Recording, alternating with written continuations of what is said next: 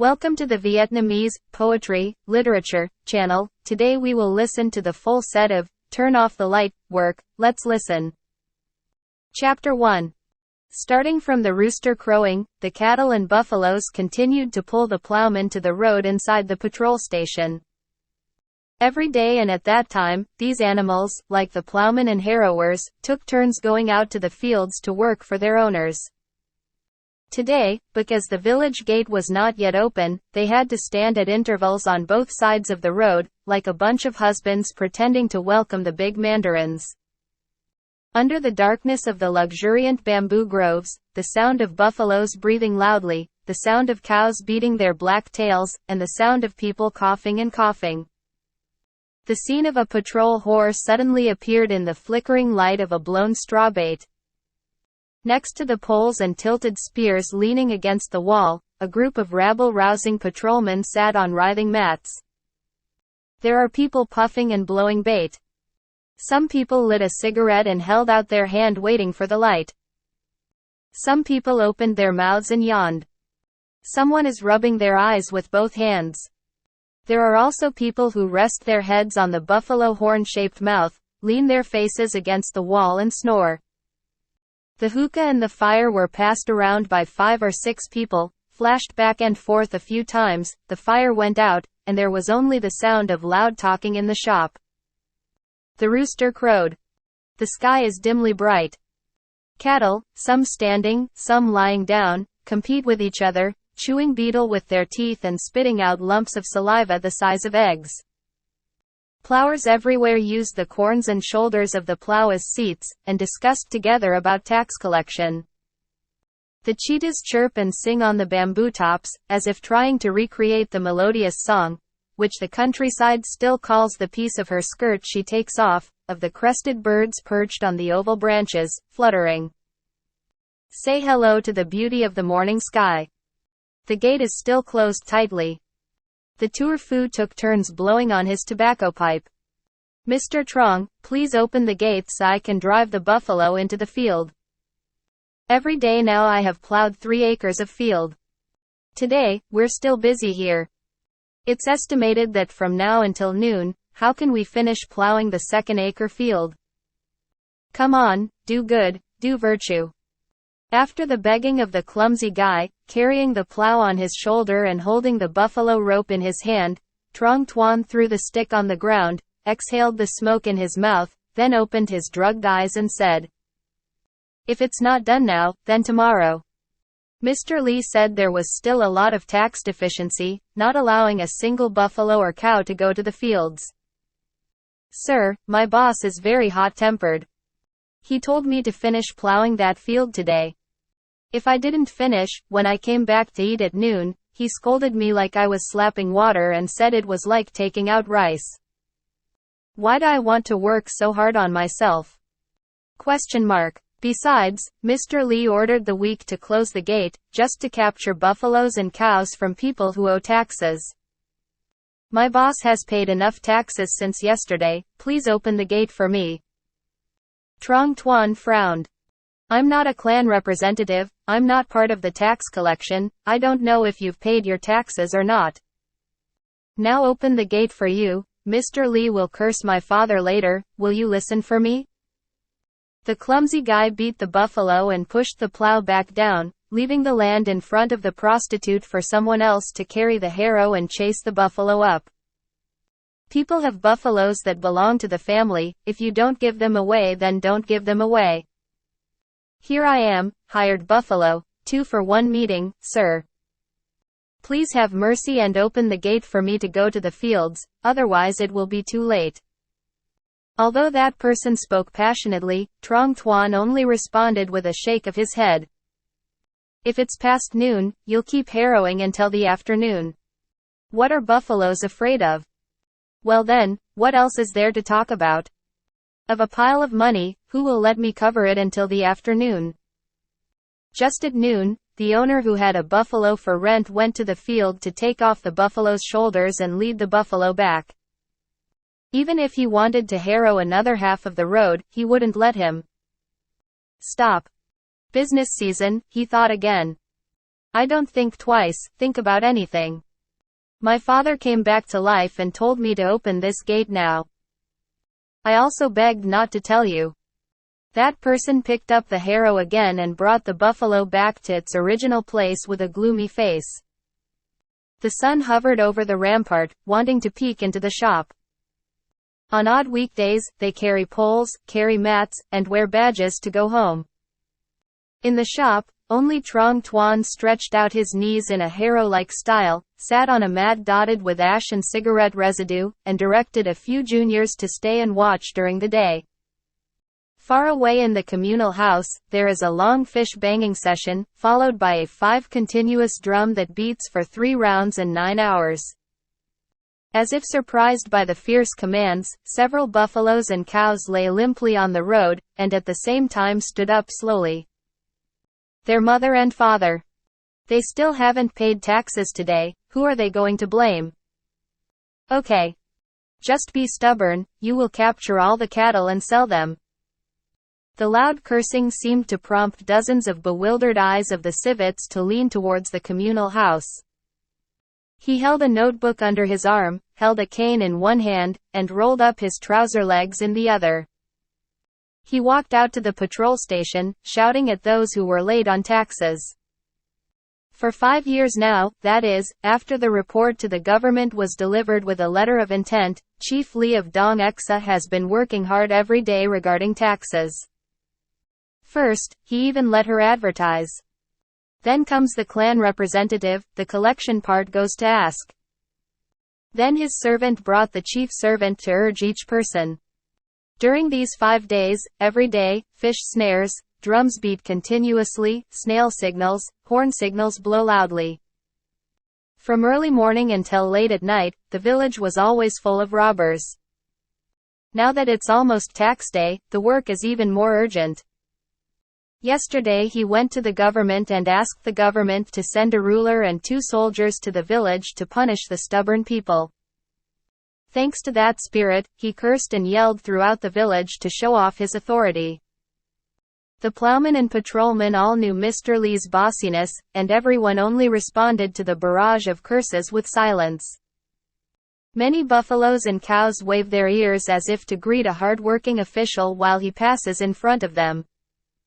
Stepping onto the brothel floor, Chief Lee threw the notebook on the floor, raised his hand and pointed at the faces of his juniors. If you don't blow the signal, do you want to scare them away? A toot-toot whistle sounded at the same time. The signal of the lotus horn and the signal of the snail followed the correct signal of the snail according to the order of the leader of the branch. Clapping his feet together, shaking off the dust, then curling his legs up to sit on the mat, Chief Lee grabbed the mat and ordered a patrolman to cover it with firewood and blow the fire. A few plowmen of the landowners had paid all taxes and boldly approached Mr. Lee. Sir, it's already noon. Please allow us to open the gate this week so we can beat the buffalo and plow. Take it easy. Stand there. Are civets as hot as state taxes? As he spoke, Chief Lee washed the cigarette lighter into his cigarette and smoked 3 cigarettes at a time. Cigarette smoke poured out from both nostrils like 2 elephant tusks. Chief Justice Trong Tuan, tell him to open the gate. Any house that can afford the tax will send cattle and buffaloes to the fields.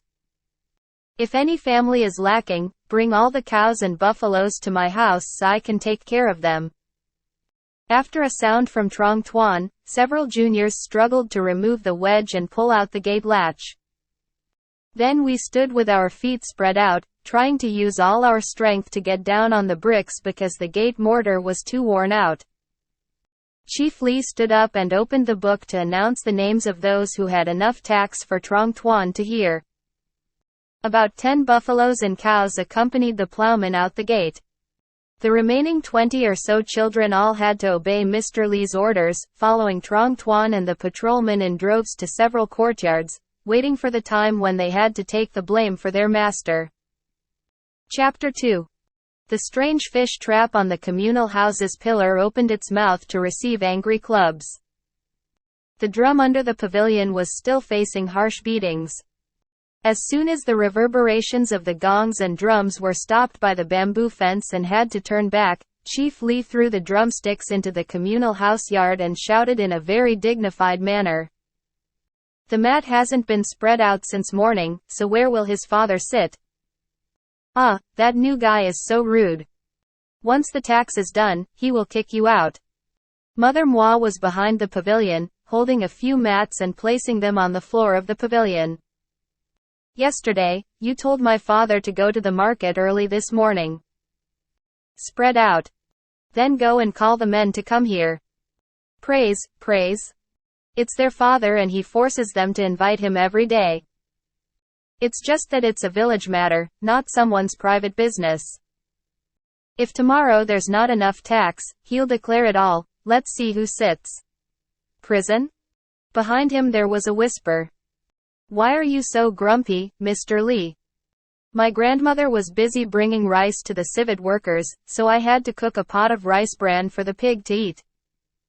Because she just gave birth, I'm afraid that if she starves, she'll lose her milk and her baby will be ugly. That's why I'm a little slower, but what's the point?"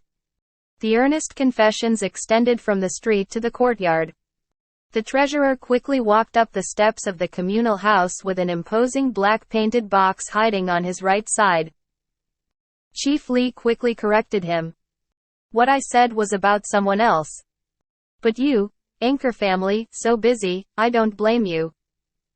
Look, they're all out." The secretary, holding a notebook, walked at the head of a group of more than 10 people. The secretary with a turban on his arm, the deputy manager with dark clothes around his neck. The leader of the guild draped his white robe over his shoulders, and 5 or 6 veteran men and clan representatives pulled on their worn wooden clogs. The group hurriedly advanced from the middle hamlet to the communal house. Everyone took off their clogs, held them in their hands, jumped onto the floor of the communal house, put their clogs under the mat and sat on top. Moi's wife respectfully placed a pipe next to the communal house's pillar in a wooden bowl with a strap and a straw about a fathom long.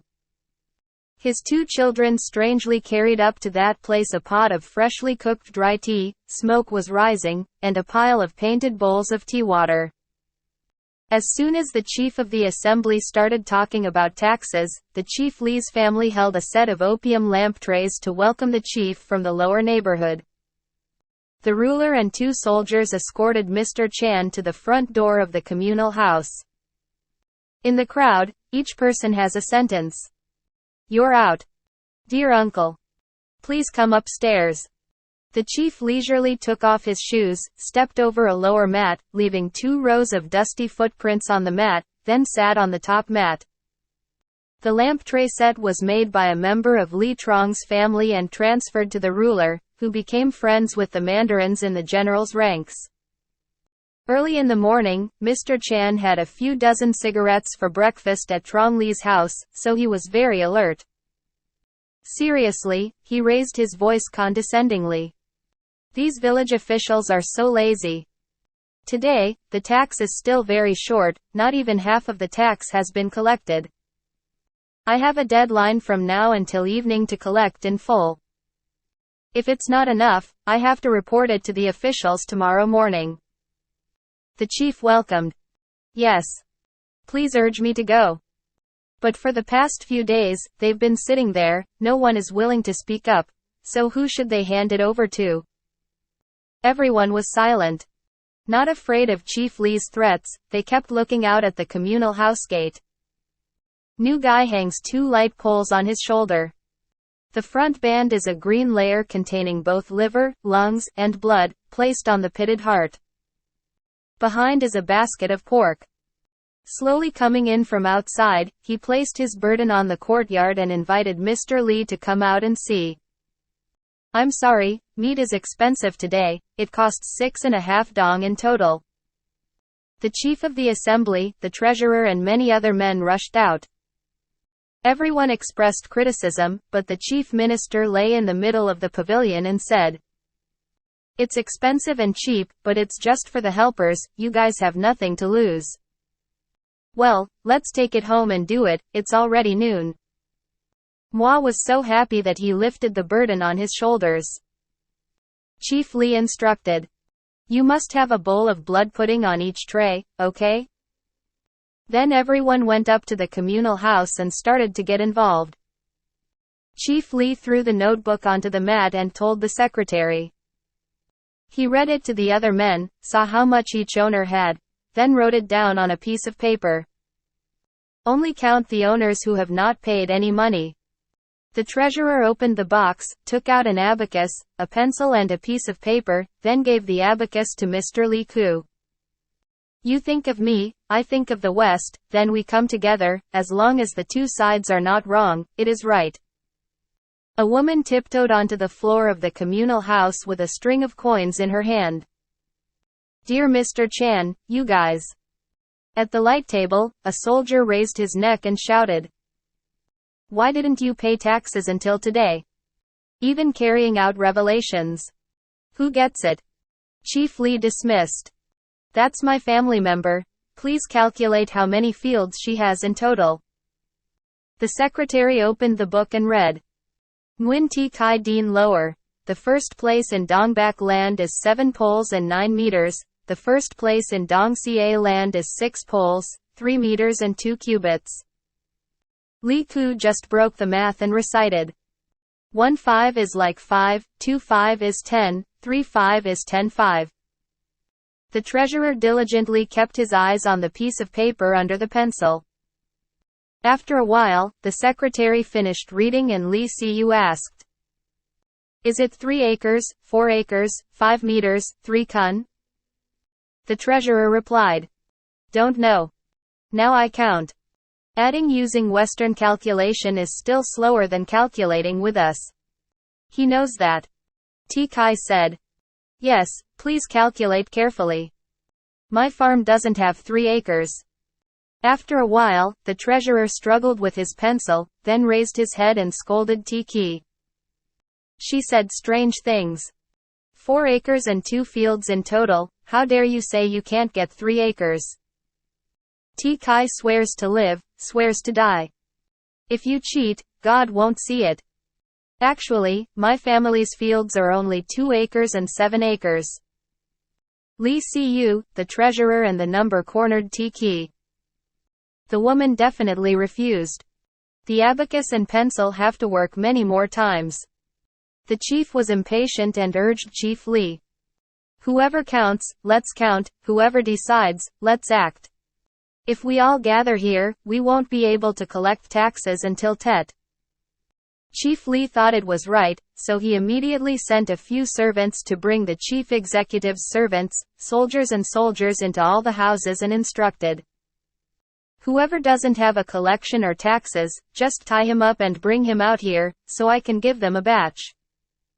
The snare pushed again, the drum urged again, the horn blew loudly again. Uneasy sunlight shines on half of the courtyard. Several buffaloes and cows still lay on their backs under the rice and banyan trees, breathing heavily in their throats. Chapter 3.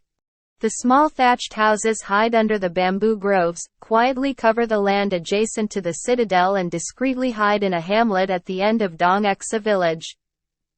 If you look from afar, you could mistake it for a place where pigs are kept or ash stored. Is the home of Nguyen Van Do.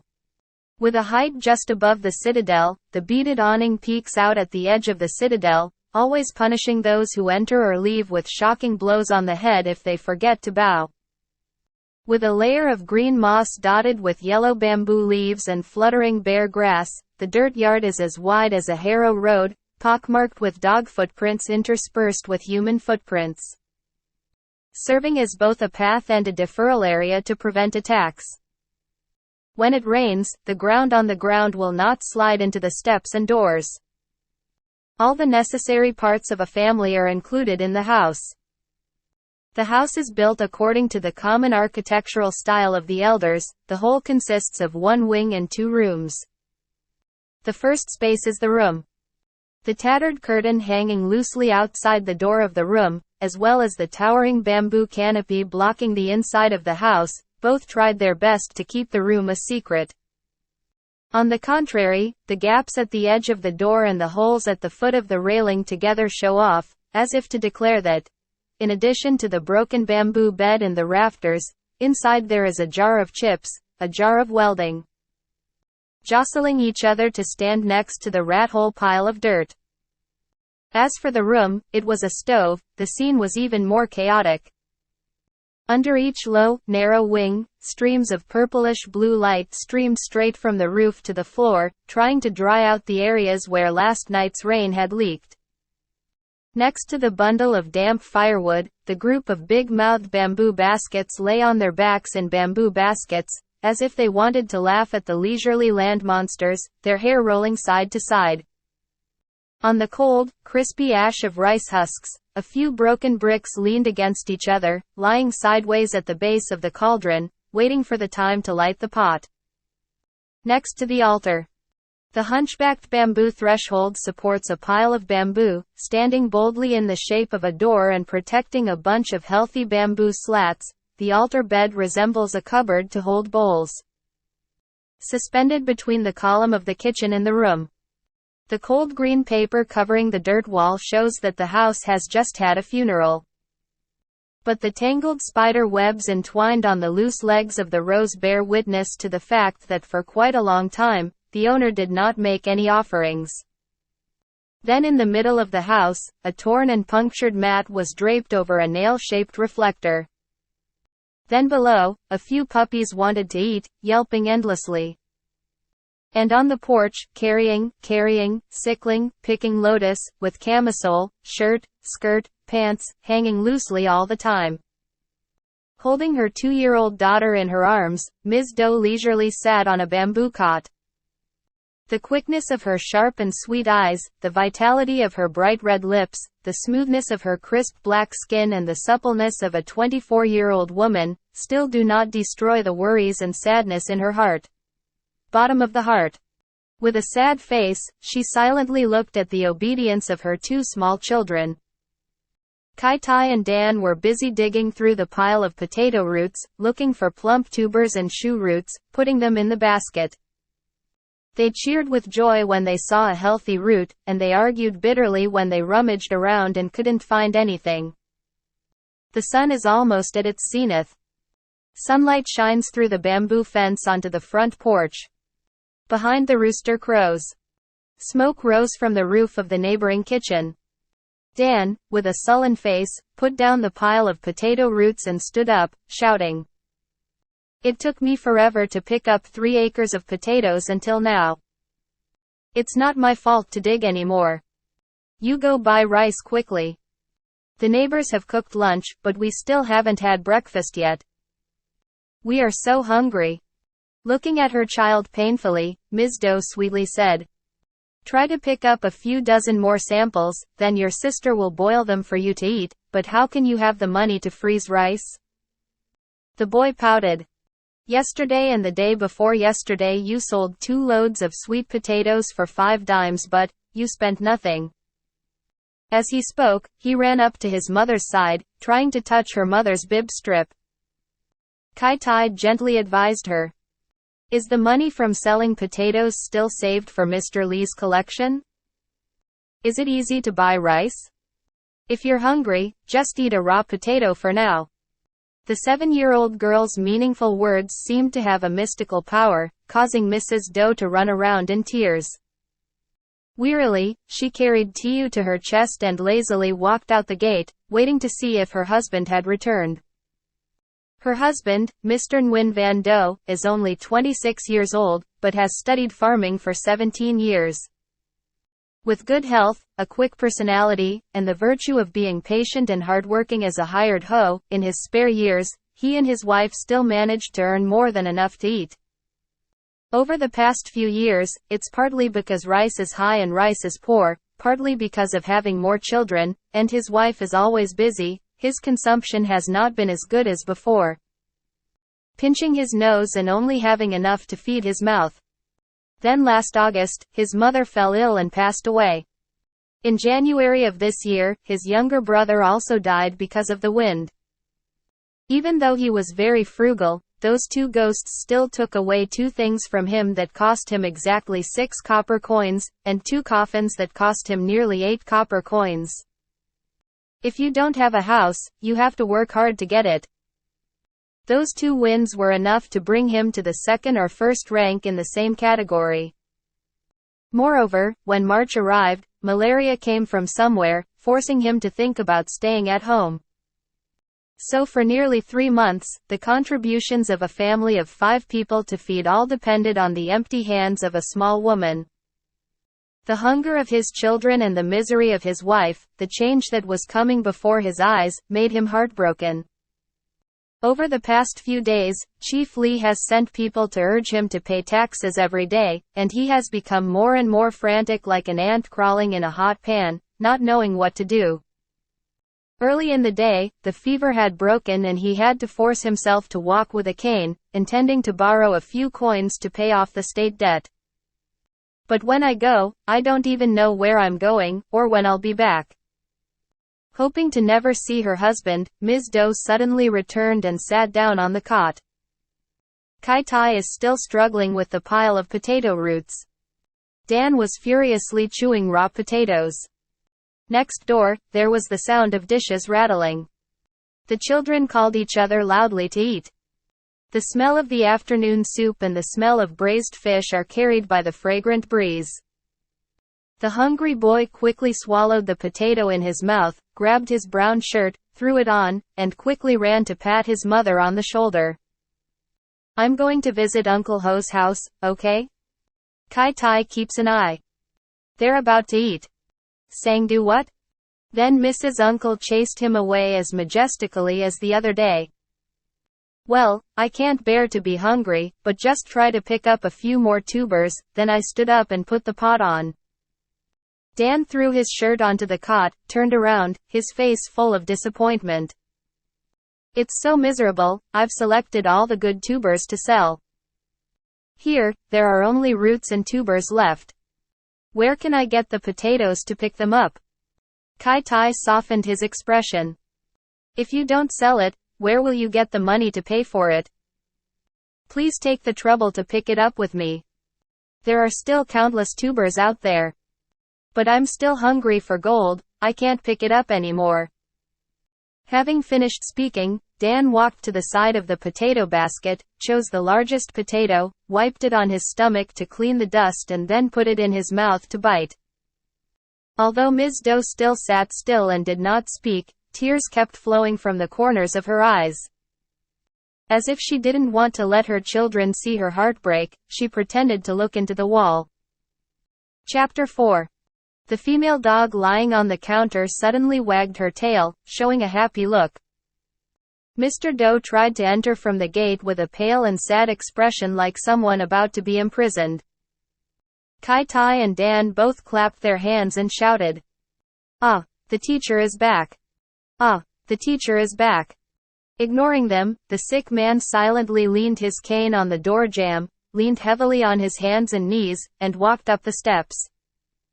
Then he staggered to the edge of the bed and rolled onto the torn mat. Ms. Doe hugged her child and sat next to her husband, touched her husband's forehead and asked, "How? Is your teacher very tired? Why so slow? Forehead is already hot." Mr. Doe lay there without moving or answering. Ms. Doe insisted again. "Your teacher must be very tired, right? Where have you been since morning? Ask who to borrow from." Putting his hand on his forehead, Mr. Doe let out a long sigh and spoke in the slurred voice of a sick person. "I went to old Hoix's house. Did you get any money?" "Nothing. I also know that old guy is dirty like a dog, we are already in his debt, there is no way he will lend me more. But because I was so stuck, I had to close my eyes and take a risk." Sure enough, as soon as he opened his mouth to ask, he scolded everyone, then threatened again, 3 dong for pawning the land and house, a profit of 12 cents, and it will just expire this June, calculated into 5 dong, 1 dime and 6 cents. If he can't pay, he will build the whole house and land to make a toilet. Ms. Doe frowned her eyebrows. "Oh my God. Build a whole house to make a toilet. If you talk like that, what else is there? Then why doesn't your teacher go to your uncle and ask him for a penny? I did ask, but it doesn't do anything. He kept mocking the couple for their long strength and broad shoulders, but even with a few silver coins they couldn't run it. Ms. Doe stomped her foot on the ground. Damn it. There you are. My uncle is so rich that the walls are cracked. I've only asked to borrow a few dollars in my whole life, but I still have the heart to scold you like that. Why blame outsiders? So now, has your teacher made up his mind or not? Mr. Doe remained silent for a moment, then sighed again. I told Mr. Geekay in Doe Village, or semi-sarcophagus. As he spoke, Mr. Doe hesitated, as if something was stuck in his throat. Ms. Doe tries. What are you selling? My teacher kept saying, there's no one here to be afraid of. Mr. Doe had tears in his eyes. Or sell the rat to him? Ms. Doe also had tears streaming down her cheeks. She kept her head down, not knowing how to answer. Kai Tai heard the potato in his hand fall apart, quickly stood up and begged. I beg you, teacher. I van you. My teacher left me at home to play with my younger brother. I beg you. I van you. Teacher, you, don't sell me. Dan quickly spit out the potato in his mouth, and sniffled and cried. I don't, come on. I don't, come on. I won't let you sell Tai. If you want to sell it, sell that to you. Mr. Doe, like Ms. Doe, who feels guilty, will silently wipe away their tears and also pretend to be silent. Kai Tai still begged him as if he was sorry. One or two, please don't sell him, I pity him. It's like I can't stand the naive and tragic words of this obedient girl. Spend. Doe rubs the TU and comforts the rat. Or not. My teacher was just joking. If I sell my child, who will take this child so I can go to work?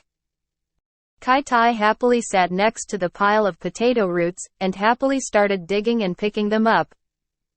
A dull atmosphere covered the entire house. One could clearly hear the pounding of the two hearts of his brother and his wife. Outside, there was the sound of dogs barking and scuffling. Then there was the sound of a whip cracking against the flat wall of the lamp. Then the voice asked fiercely, Is Doe home? Ms. Doe hurriedly suddenly went to the gate to chase the dog. Mr. Doe also sat up and looked out into the yard. Trong Lee's family members arrogantly waved a ruler with a rope, carrying Mr. Kyla and his whip into the gate. The two of them took advantage of the bitch and jumped onto the steps together. Preemptively, Mr. Kyla pointed the whip at Mr. Doe's face and shouted, Where is the collection? Why not submit it? People come in to ask and still sit there. Mr. Doe stood up unsteadily. The pale face then changed to pale. Trembling, he would raise his hand to scratch his ear. Sir, I don't have it yet. Mr. Kai cried with wide eyes. I only have 2 coins and 7 cents in collection money all year long. You still don't have it now. When did you plan to have it? With a seemingly pleading posture, Mr. Doe gasped for breath and replied. Sir, because I'm sick, I can't take care of it in time. Please wait until tomorrow. Taxes are 5 days away from posting that school. Taxes are still 5 days away from being posted, so you're not in a hurry to pay them, right? When asked that, Mr. Kyla did not give the person being asked time to explain. Quickly, he transferred the whip to his left hand and tightly grasped the 5 fingers of his right hand, bringing a bunch of sticks to Mr. Doe's chest. The professional punch of a worker is completely different from the common punch of a commoner. Mr. Doe only mumbled a few words, but could not scream. Conveniently, Mr. Kyla grabbed Mr. Doe's collar and leaned over to tell him that he was a member of Lee Trong's family. Where is the rope? Tie its neck. Is there a collection that hasn't been returned yet and you're still trying to figure out what's going on? Immediately, 2 people gathered together, each holding one of Do's arms, twisting it behind his back, then inserting the rope and pulling it tightly. They tied up the poor guy the way a countryman would tie up a dog for slaughter. Dan burst into tears. Kai Tai looked disheveled, ran to Mr. Kylie's side, clasped his hands and bowed. I bow to you too. You too forgive my teacher. You too, don't tie me up. With the whip in hand, Mr. Kai lashed him on the ass a few times and shouted. Step now. The baby hurts so much. It rolled to the ground and it squirmed like a chicken in hot water. Dan cried even harder. Mr. Kyla was furious and immediately raised his whip, intending to punish this boy. Ms. Do lazily hugged the little girl and ran in. Stop. I beg Mr. Kai. Please forgive me. They are still babies. The forgiving words of a predestined woman still have some effect. The innocent boy was pardoned by Mr. Kai. Looking back and seeing her husband tied up too tightly, his face wrinkled like a mouse in a clamp, Ms. Do strangely called out to Mr. Kai. My family is sick. Please do me a favor and loosen the knot of the rope. This time there was no result, her pleading words were only answered by Mr. Kai in a majestic voice. No way. Even if you're tied up, you won't die. Even if she dies, her husband will no longer be able to collect money. Mr. Dan interjected. But I'm in so much pain, please loosen up for me a little. I didn't run away. Mr. Kyla got angry, gave Mr. Do, year 7, a slap in the face and sneered. Being stubborn with him. If you are guilty, he will tie you up. Are you still stubborn with him? Ms. Do looked at Mr. Kai with bloodshot eyes. Well, I bow to you too. It's just that tomorrow the taxes will be enough, so why do you have to torture my husband so much? If you hit me, just hit me. I will bear all the sins. My husband's illness is no crime. Are you challenging me? Huh. Seeing him respect you makes you even older. Okay. Let me try and let you know. Hey there. Hey there. Hey there. For each challenge from Mr. Kai's mouth, Ms. Do received 2 or 3 punches in the chest. Unable to stand, she fell to the ground. Kai Tiu lay in his mother's arms crying. Kai Tai and Dan each hid in a corner to watch their parents beat them. Both of them sobbed without making a sound. Li Trong's family member pointed the ruler at Ms. Do's face. I haven't seen anyone quite like you. If everyone's family was as stubborn as this family, perhaps the government's taxes would come and go. Stop. Get up and go run to collect for your husband, don't sit here and complain anymore. Then the 2 men grabbed the end of the rope and gently led Mr. Do down the steps. At the gate, the poor guy turned around and told his wife. Please leave the tie at home, come over to Mr. Gikyu's side for me. Chapter 5. Entering the gate of Doai village, you saw Mr. Gikyu's house. It is a cluster of spikes as sharp as a tower, standing majestically above a group of massive bags, as if showing off the grain stored in their house for 4 or 5 seasons. It's a bunch of straw cutters. As big as a mountain, they stood next to the jackfruit and fig trees, seemingly showing off the owner's cultivation of several hundred acres. They are tile-roofed buildings that want to preserve the national character with plump squares, curvy ships and porcelain carp pieces with their mouths open, lying against the gable wall. It is a Duong County temple about 3 acres wide, surrounded by 4 brick walls lined with bottles, a complex scene, like a market located in a camp, meeting all kinds of luxury and humble things, old and new styles. Although that inheritance was left by his ancestors, Mr. Gi also exploited it more. He did not go into business, did not work as a contractor, just worked as a field owner to earn a profit from the owner. His slightest touch was 10 centimeters. And if you borrow from 1 dong or more, you have to write down the land or house, or have to deposit something else as security. If it expires, it will be lost.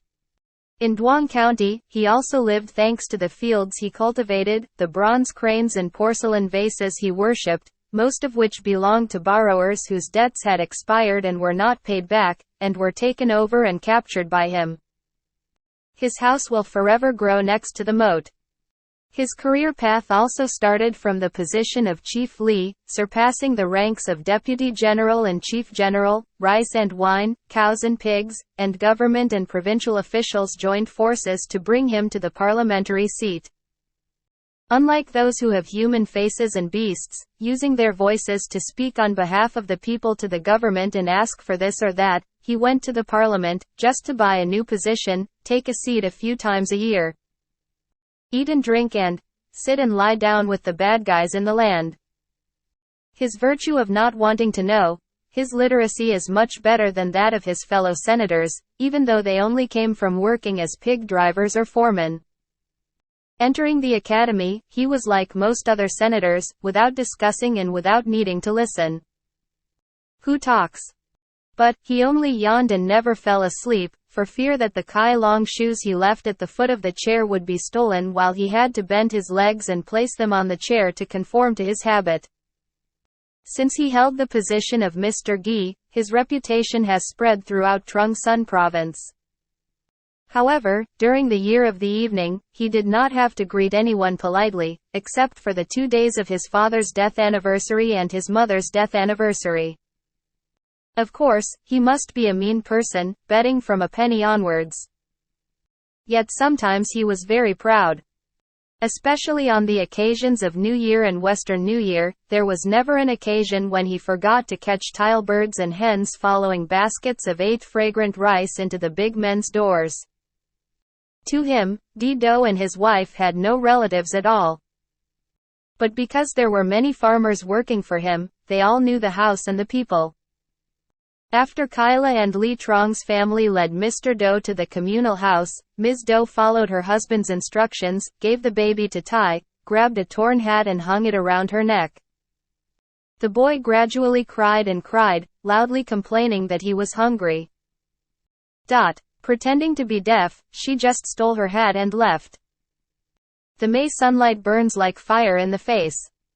Steam rose from the field, as hot as steam in a rice bowl.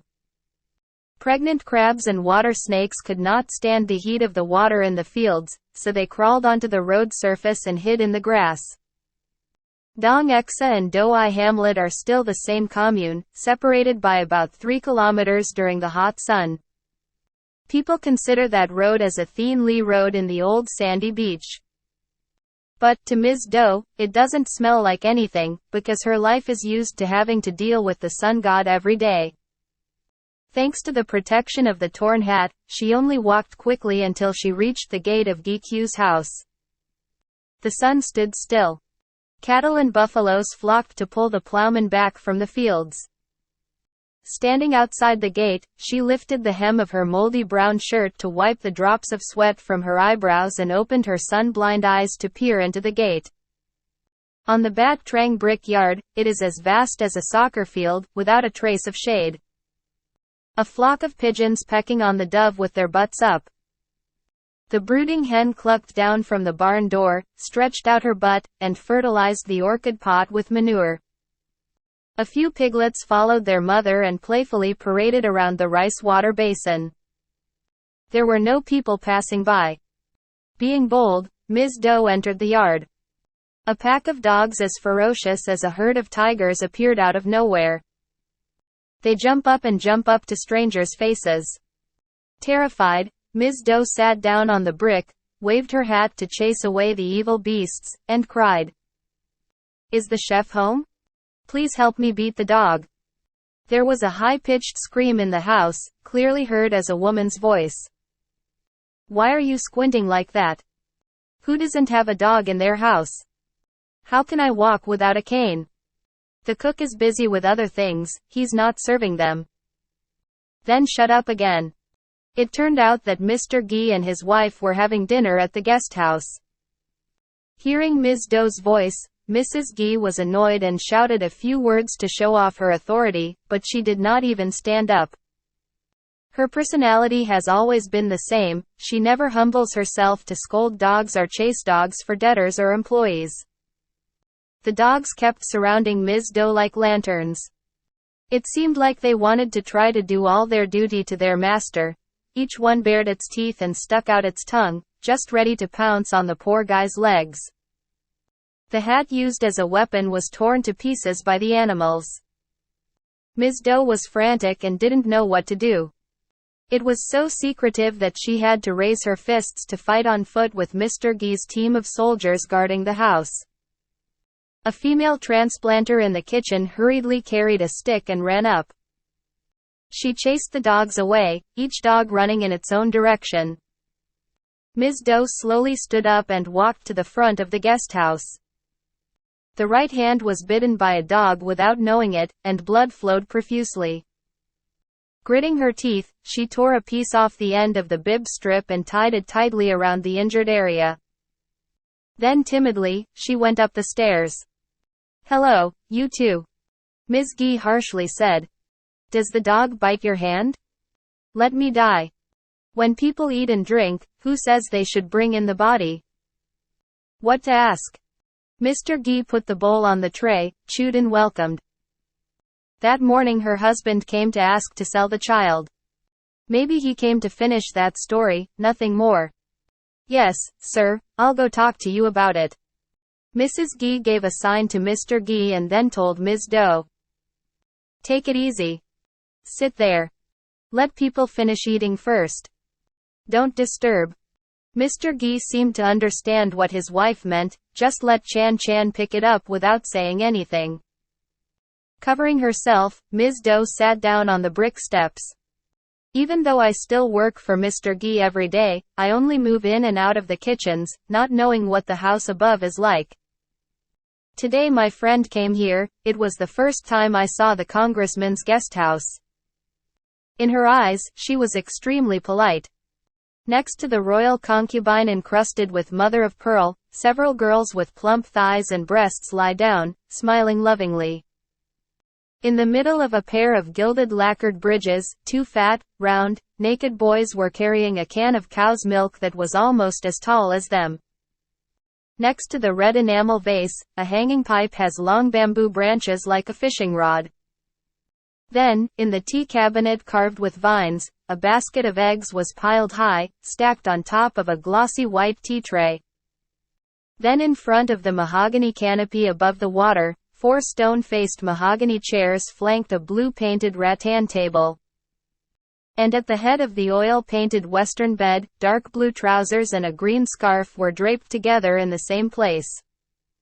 There are so many strange and precious treasures that Ms. Doe hasn't seen yet. There was a jingling sound on the dining table. Mr. Gee stabbed his chopsticks diagonally across the tray, picked up the bowl of soup, rolled his eyes and slurped it. Then he chewed, swallowed, and urged the boy to take a toothpick. Mrs. Gee took the plate to detect the half-eaten stew, put it in the pot, ordered the cook to hang it on the curtain and instructed. "You counted each piece carefully. There are 14 pieces left. If you lose any piece, you die with her." The chef brought out the tray of rice. The little boy poured in the water. Mr. Gee and Mrs. Gee each put 3 fingers into the basin, stroked the edges at once, then drank the water and flossed their teeth together. 2 servants stood on either side holding fans and waving them back. Mrs. Gee opened the round box and took out betel and areca nut to chew with a few strands of medicine. "Mr. Gee, pick up the pipe on the top of the dresser, wash the cigarette, light it, screw the card into the mouth." Catching the foot of the word NGU, he raised his face and took a deep breath. "That mother. How to sell children. Come in and talk to her." Gingerly, Ms. Doe stood next to the door and hesitated. "Dear elders, my family is so poor, please help me."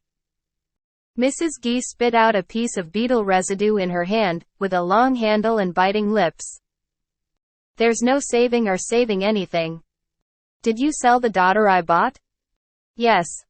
The next morning your husband said that the girl was 7 years old, so he asked for 3 coins. The old man thought he was telling the truth, so he agreed to give him 2 coins. But now that I hear that your child is only 6 years old, I'll give you half and only give you 1 coin. If you want to sell, come back and bring us here. Ms. Doe was bewildered. Dear sir, I am indeed 7 years old, and was born in the month of the year of the rat. We don't dare lie, sir. I can't believe your couple's mouth. People told me he was 6, then I heard he was 6. But I don't know if it was born in the year of the rat or in the year of the snake and in the year of the spleen. Ms. Doe's face was blank, not knowing what to say. Ms. Guy continued. Because of the other 2 sides. Mr. Guy frowned and interrupted. Why do you keep calling me like that? I told her to call it a dream. Now in the mandarin's houses, all daughters are called aunts. I am also a member of parliament, and sometimes sit with the high commissioner, no less prestigious than a mandarin. Even if you call your daughter auntie, it's not too much.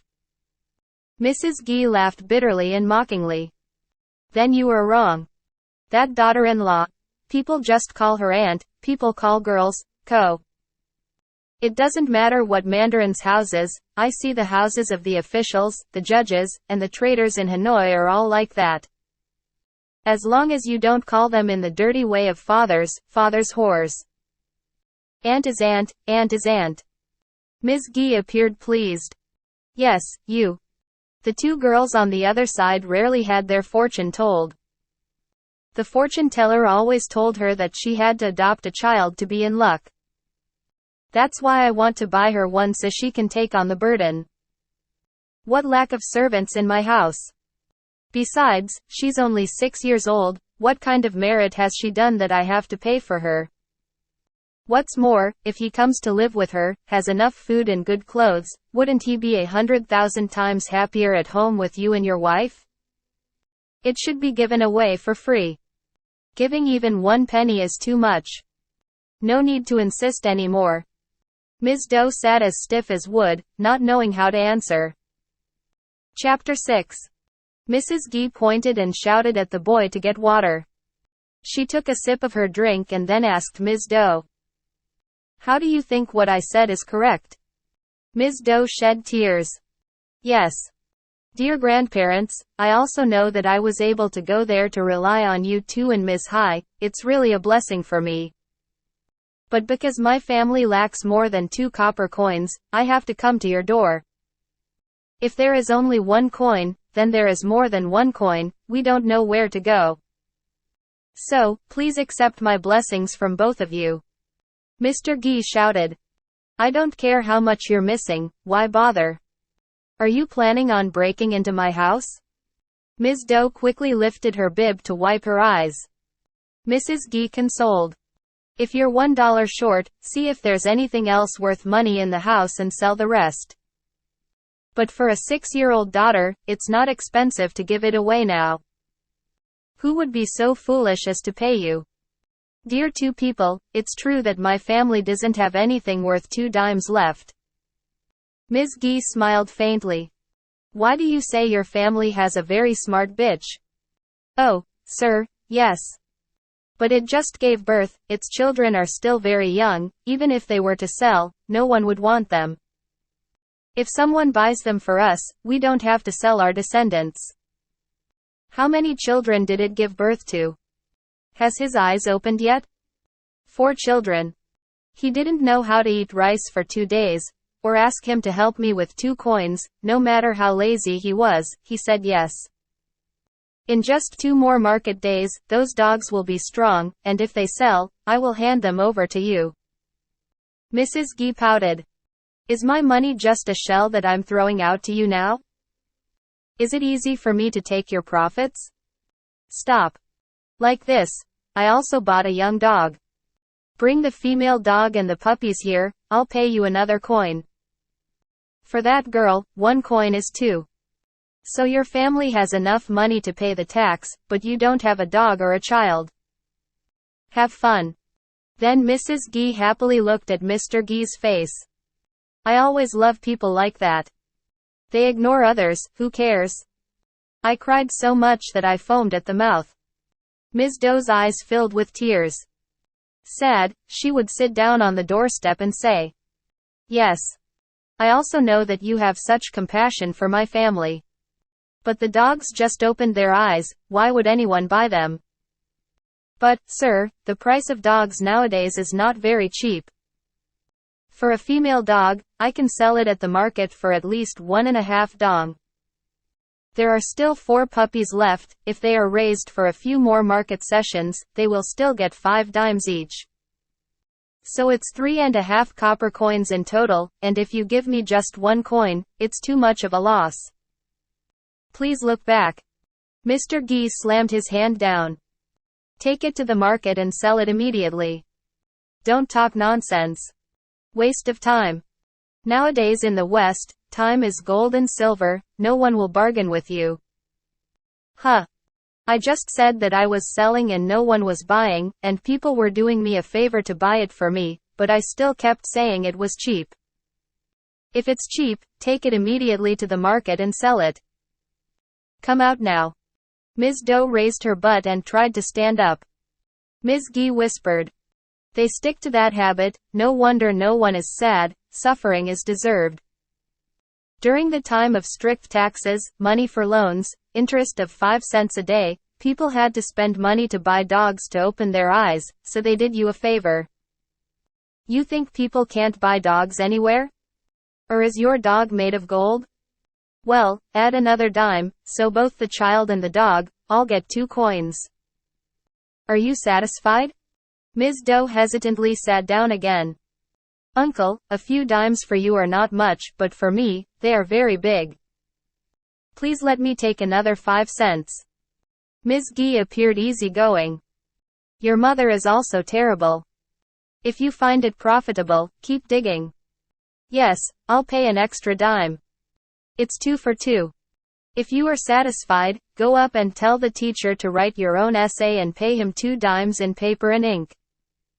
Are you listening?" Ms. Doe was disappointed. "Then I only get 2 coins to take home." Mr. Gee got angry again. "How much more?" 20 more.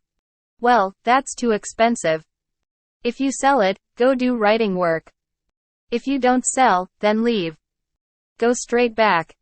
When I get home, where do I focus my attention? How long will I let my husband be tied up? Well, God has already punished me, so I have to close my eyes and risk." In Ms. Doe's ears, such a sound echoed. Tears welled up, she stood up again with a sad face. "Yes, I would like to sell you both. Please tell the teacher to help me make the paper." Mrs. Gee loudly called downstairs. "Whoever goes to the house to study, please invite the teacher to come down here for me." The clock on the dresser leisurely struck 11. The notebook's cork paper spreads out. Ms. Gee smiled and said to Mr. Gee, "Why is it only 11 o'clock? Or is our clock running wrong?" Mr. Gee shook his thighs and stroked his curly western beard hanging over his toothpick mouth. "She's very rural. Are Western-made watches ever wrong? It's 11 o'clock right now.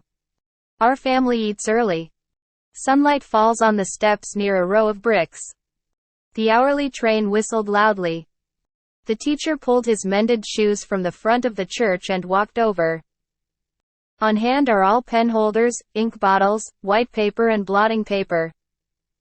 With the amazing bun on his head, and the strength to learn Confucian characters in 1.5 national languages, he is more accurately called a teacher. Just because the owner of the family raised the food, the ability to raise a disciple was not as good as the ability to raise a teacher, so he had to change to the position of teacher.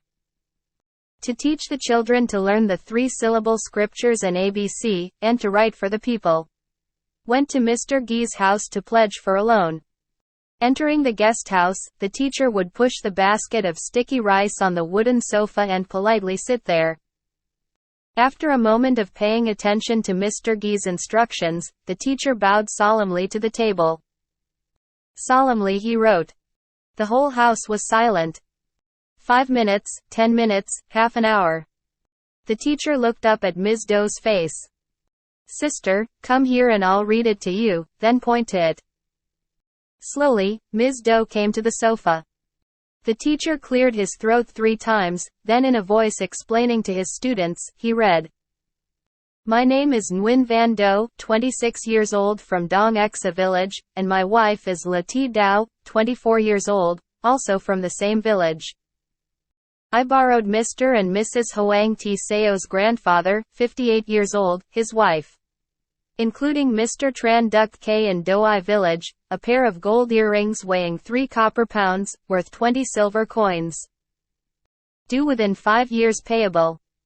If we do not pay, we will be guilty of breach of trust. This document was made in Doi village on, month, year. Ms. Doe heard and shouted. Sir, you are wrong. I sold my children and dogs, but I didn't borrow your earrings. Mr. Gee quickly pulled out the toothpick from his mouth and placed it horizontally in the mouth of the water cup. No one wants to deceive them. Now the new law prohibits parents from selling their children, so the text must be written like that, not saying children, saying dogs can enter. In the future, if you let your child stay with the second aunt forever, I will consider that price as nothing. If you turn around and bring the child back, I will issue a prison sentence for both husband and wife. The purpose of doing so is to keep your family from flipping my house, but my family will never want to flip your house.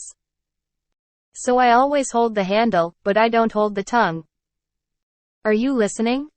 After finishing his speech, Mr. Gee picked up a cup of water, took a big gulp, rinsed his mouth a few times, and then spit it out on the floor. Depending on whether you believe in our family, then point it out and bring it back to your husband to sign, and get the chief's signature to acknowledge it properly.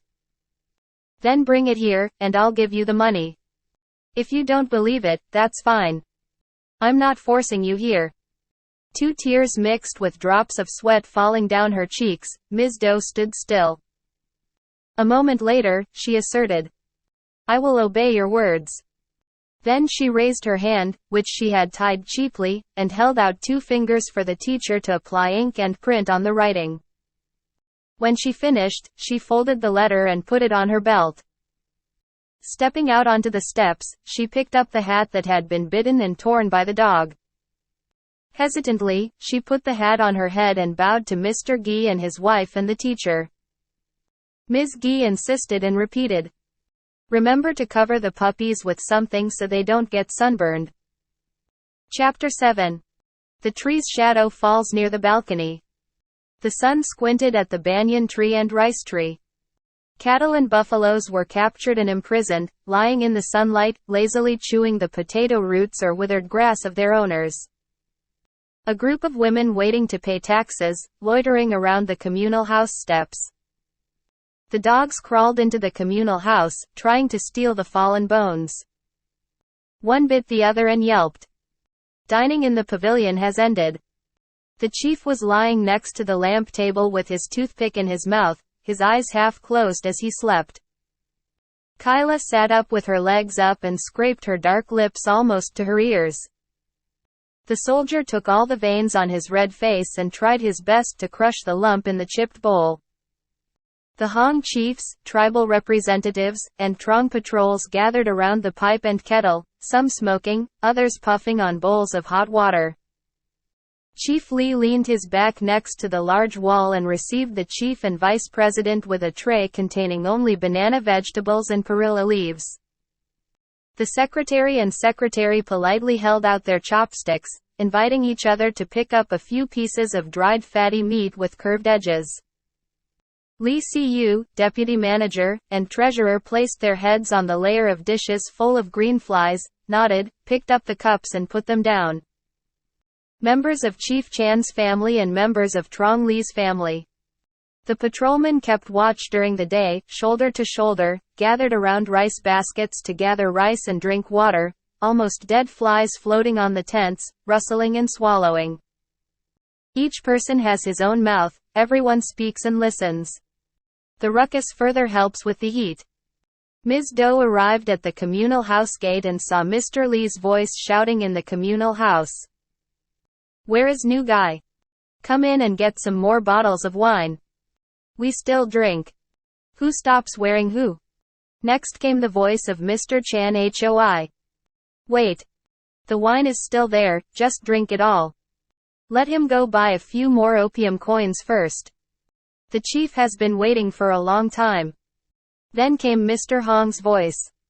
Take your time and buy opium. My mouth hasn't been washed yet. Go to the well to draw a basin of water. Then came the voice of the treasurer. Then go draw water. Go pour some fish sauce in here first. Then it was Mr. Lee's turn to retort. Don't insult each other. I was telling him to go get more wine, but you guys had the heart to slap me in the face. This person ordered him to do this, that person ordered him to do something else. They're just right. Bravely, Ms. Doe stepped up to the door of the communal house, took down the hat on her head. Hello old people, hello gentlemen. The whole family rushed to look out. The Lee family's family turned their chopsticks upside down and pointed at her face. Is his penis pregnant enough? Bring it and submit it. Kyla just scraped off all the seeds in the jar and raised his head to look.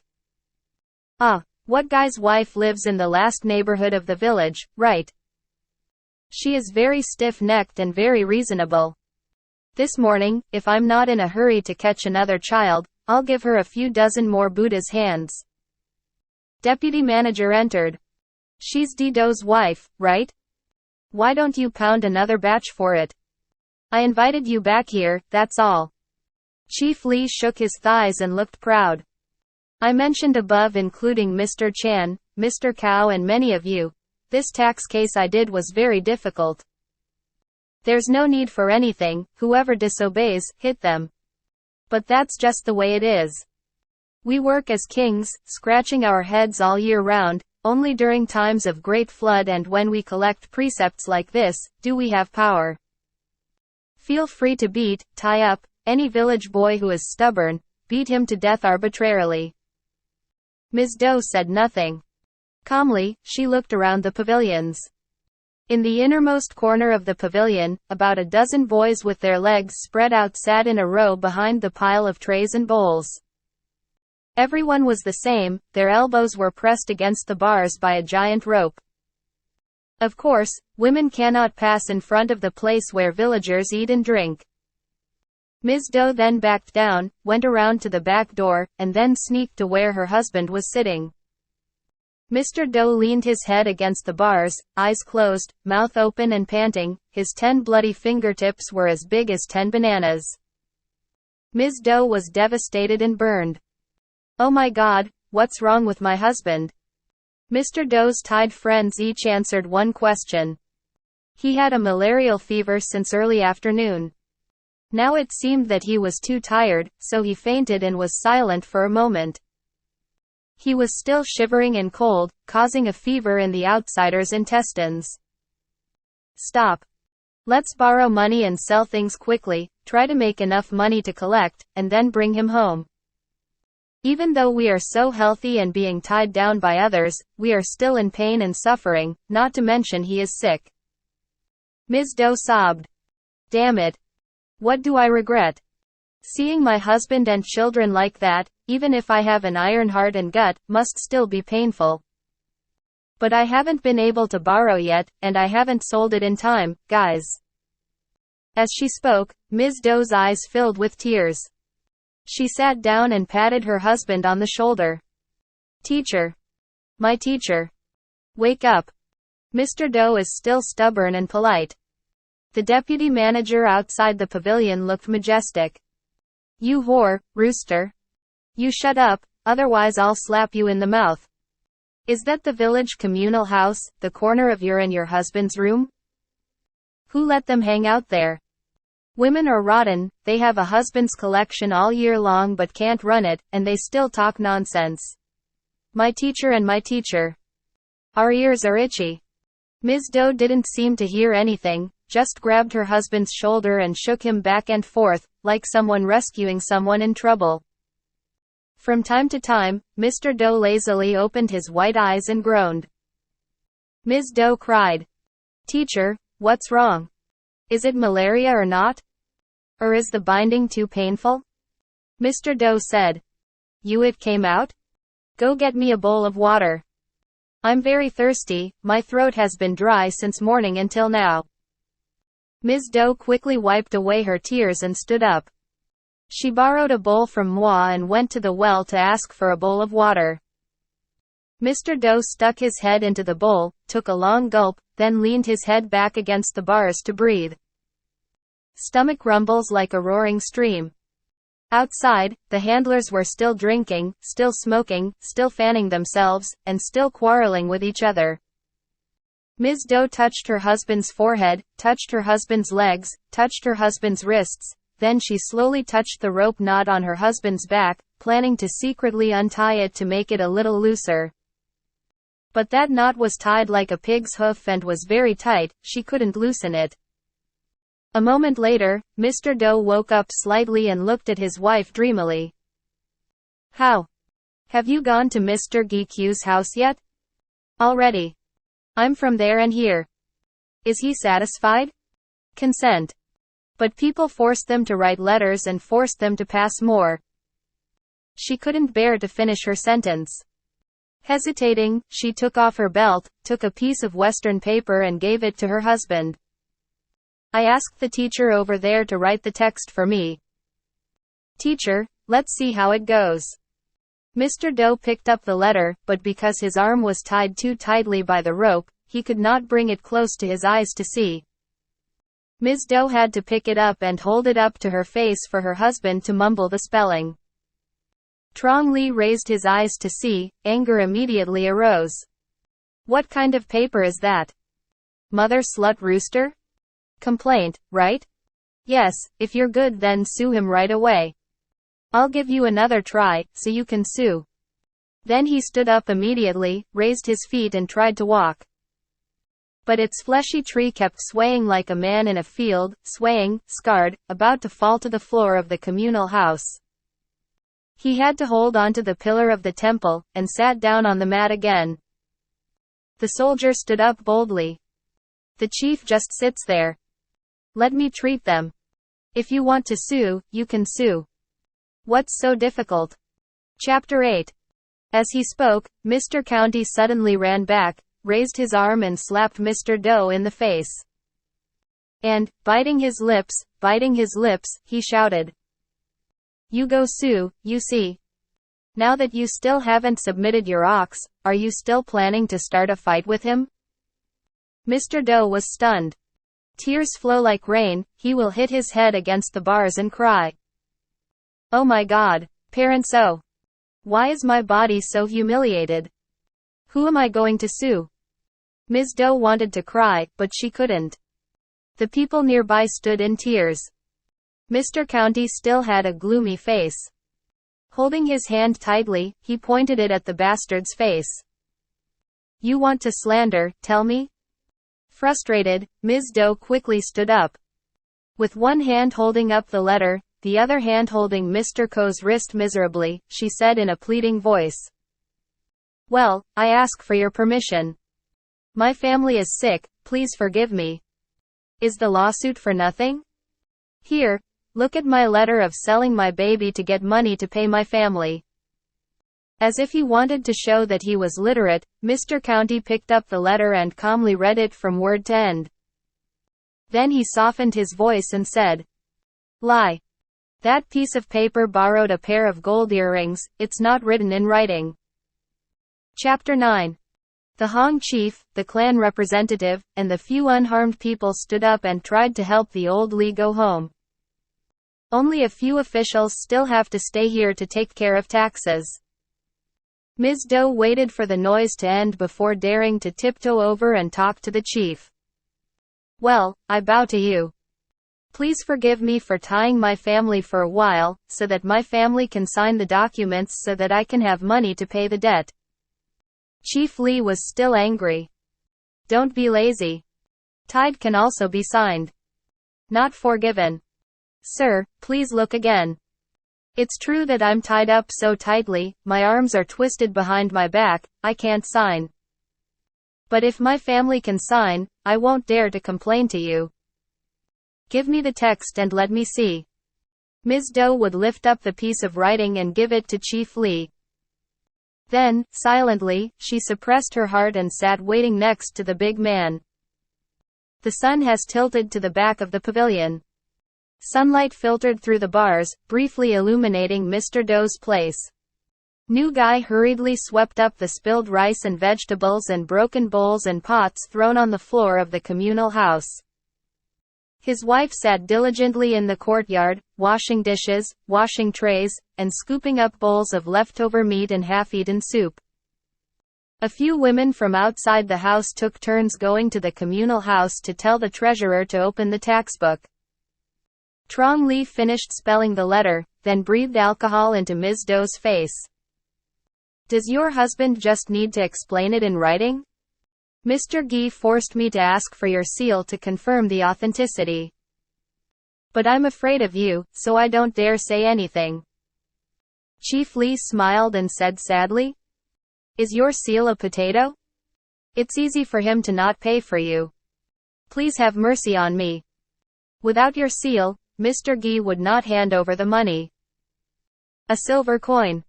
Listen. So he loves you, others have to pay 5 dong. Sir, please reconsider. I sold both the dog and the dog to get 2 silver coins.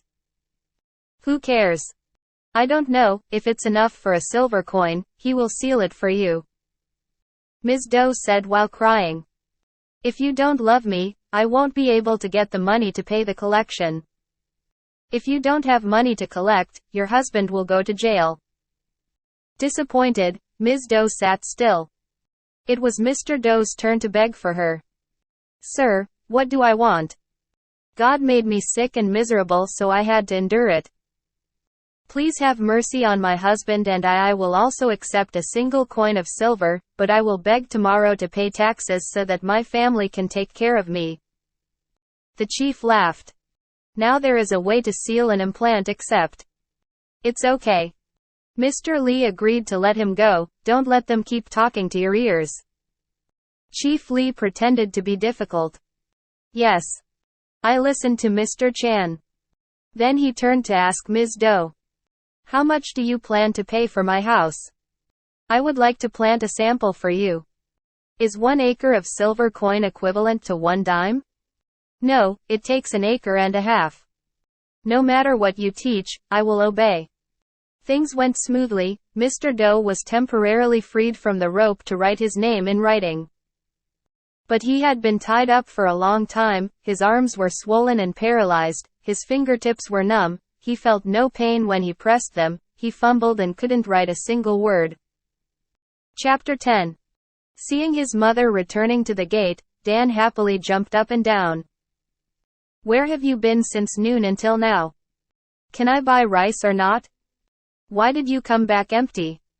Kai Tai scolded in the kitchen door. I told you I don't have money, but you keep saying it. Do you think people dare to sell rice to this house on credit? Stop. The potatoes are cooked, let me pour them out for you to eat, don't do this to me anymore. Then he quickly carried his sister and ran to the front porch, enthusiastically greeting his mother. You are back. Mr. Lee has not yet untied my teacher. How did your hat get torn to pieces like that?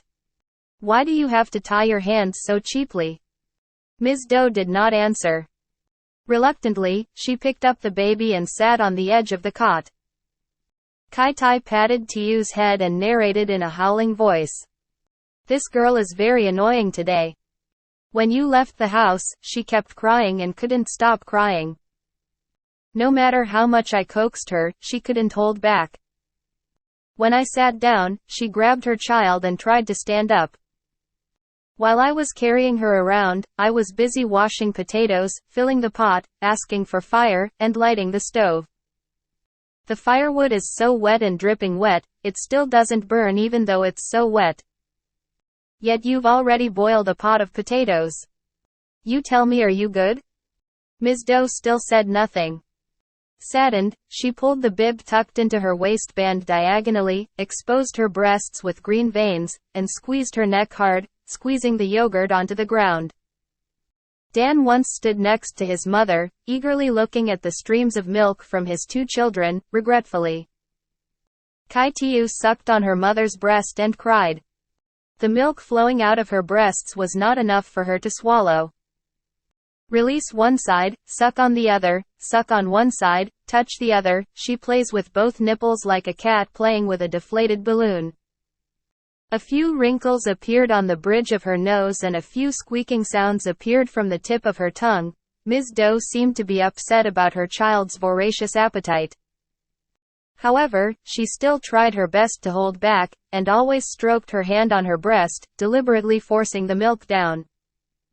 Next to the cot, there was a cloud of smoke flying. Kai-Tai politely carried the basket of boiled potatoes to the base of the pillar, and told Dan. It's still very hot. Don't touch it and it will burn you. As he spoke, he ran to the basket of bowls, grabbed 2 large bowls and a pair of chopsticks, and brought them back. Digging from the basket, he picked up large samples of potatoes and filled 2 bowls. With a cheerful and gentle appearance, he placed a bowl on the cot. Please eat some potatoes.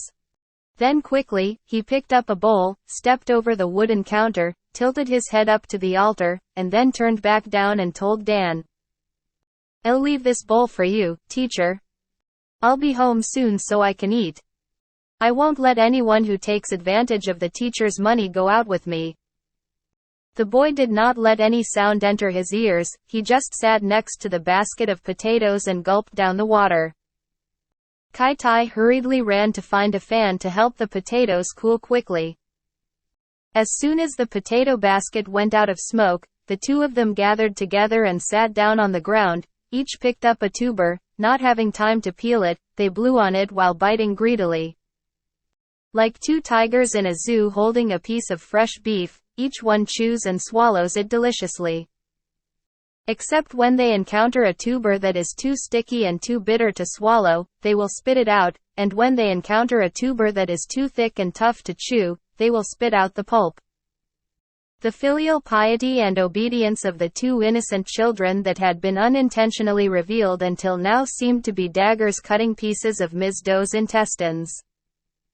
The more she looked at them, the shorter and longer her tears became. Surprised, the rat gently urged his mother. Please eat the potatoes, so I can get some milk for my baby to breastfeed. Since morning until now, you haven't eaten anything. You're so hungry, how can you handle it?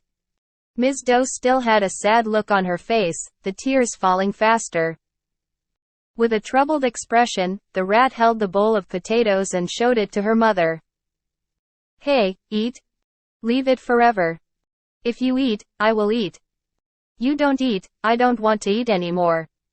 Respecting her child, Ms. Doe took one, then put it back on the cot. A look of doubt appeared on her face, and the little girl humorously asked her mother earnestly. Is it very painful when someone punches you in the morning? Ms. Doe will wipe away tears. It doesn't hurt, my child. So why do you keep crying without eating potatoes? Or do you feel sorry for us so hungry? No, we're not hungry anymore. The 2 of us ate all those potatoes and our stomachs were full, so why are we hungry anymore? You just eat it, you just eat that bowl of potatoes. If you don't eat, where can you get it to feed your baby? Ms. Doe said while crying. Well, don't eat, leave the portion for me. I can only eat at home today. You don't want to eat my paintings. Just eat until you're full, don't have to give in to me. Kai-Tai did not fully understand the meaning of her mother's words. His face turned pale and he asked in a frantic voice. So next time, where will you eat? After another second of sobbing, Ms. Doe looked at her child with sadness. I will eat at Mr. Gee's house in Doai village. Hearing that, Kai-Tai shook, like lightning struck his ears. He threw the potato into the basket and burst into tears. Are you really selling your child? I beg you, I'm still a baby, please don't sell me, poor thing. You let me stay home and play with my younger brother. Dan also cried, put down the basket of potatoes, stood up, shook his butt, and repeated the sentence he said that morning. I do not allow Ms. Tai to be sold. Any. If you want to sell it, sell this to you. Ms. Doe just sobbed and couldn't say anything else. The sad face gradually fell down, facing the baby while breastfeeding. Next to the arched eyebrows, a few strands of sideburns hung down, as if cigarette smoke was drifting in front of the mirror. And on her red cheeks, several streams of tears chased each other, like morning dew in the petals of a newly bloomed rose. Chapter 11. The afternoon wind blew the bamboo to pieces. The harsh western sun shines halfway up the terrace. Tiger and Tai stopped eating potatoes, babbling and crying. Kai Tiu was satisfied with the suckling, happily smiling and joking. Ms. Doe became even more depressed. Putting her hand on her forehead, she seemed to be thinking and wondering. A moment later, she stood up with a determined posture. Well, it's a sin against heaven, mother. The situation at home is like that, I have to end my relationship with you. Immediately, she wiped her tears and went to do what she considered painful. The Tiu came to the side of the Tai. The female dog put her head into the iron chain so that her mistress could tie it to the house post. The puppies must be caught in a basket with a lid and a sturdy wire. After finishing her work, she picked up Tiu and breastfed him some more. After pulling the torn mat from the bed down to the middle of the house, she placed her baby on the mat and asked Dan to sit there and look after him. She searched all of Tai's clothes and wrapped them together into one package. Then with one hand she held the puppy's collar above her head, and with the other she held the iron chain, intending to drag the bitch out the door. She sniffled and told Tai, "You should wear a hat to protect yourself from the sun, and you should take the package of clothes and go to Mr. Gikyu's side with me." Just now, when he saw big dogs and puppies being captured, Tai thought those animals would take his place, so he confidently sat still. Now when he heard his mother urging him to go, he became disheveled and cried, "Are you sure to sell me? You won't let your children stay at home anymore? Woe to my body like this. Oh my God. Who will you play with tomorrow? Who do you sleep with?"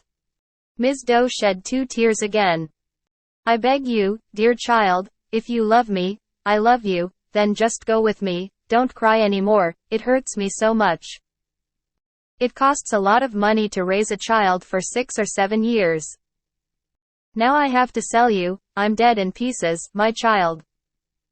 But there's no money to collect, my teacher is so sick, he's still being beaten and tied up, both hands are swollen. If I don't sell my child, where will I get the money to pay the collection? In what other country will you let me suffer? I beg you, if you love me, I love you, then just go with me." Kai Tai was still crying.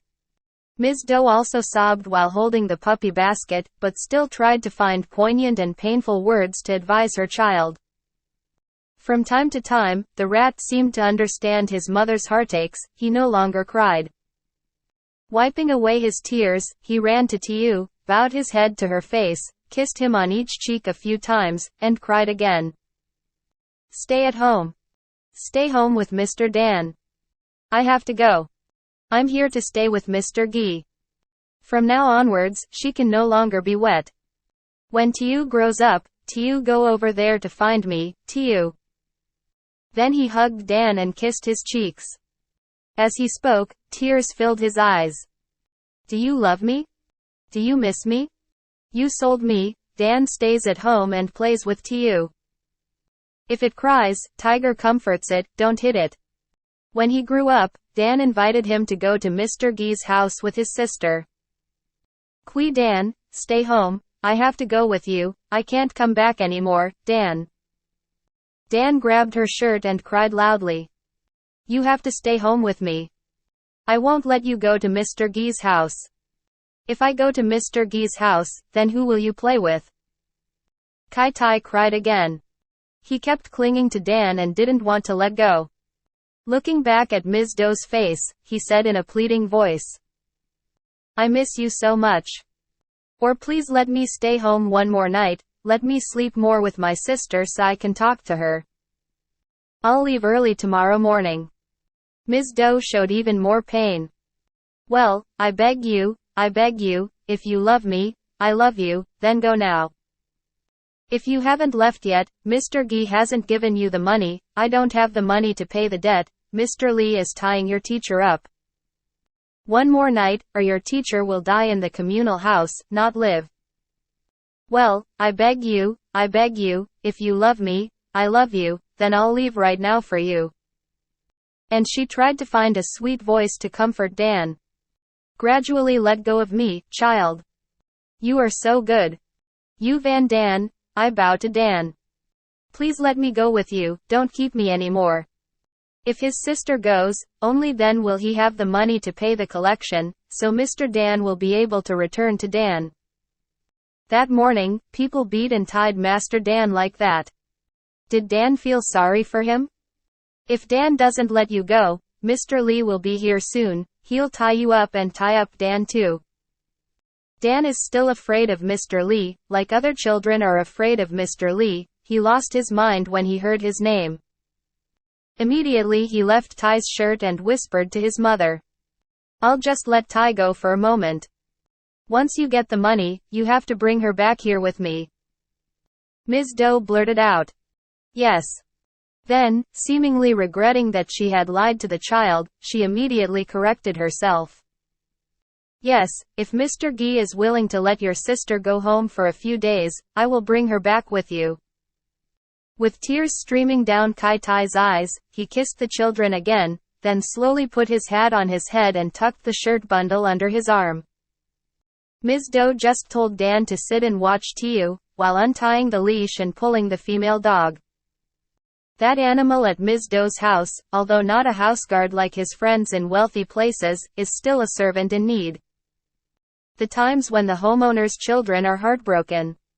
The cleaning work in the house, it's their responsibility to shoulder everything.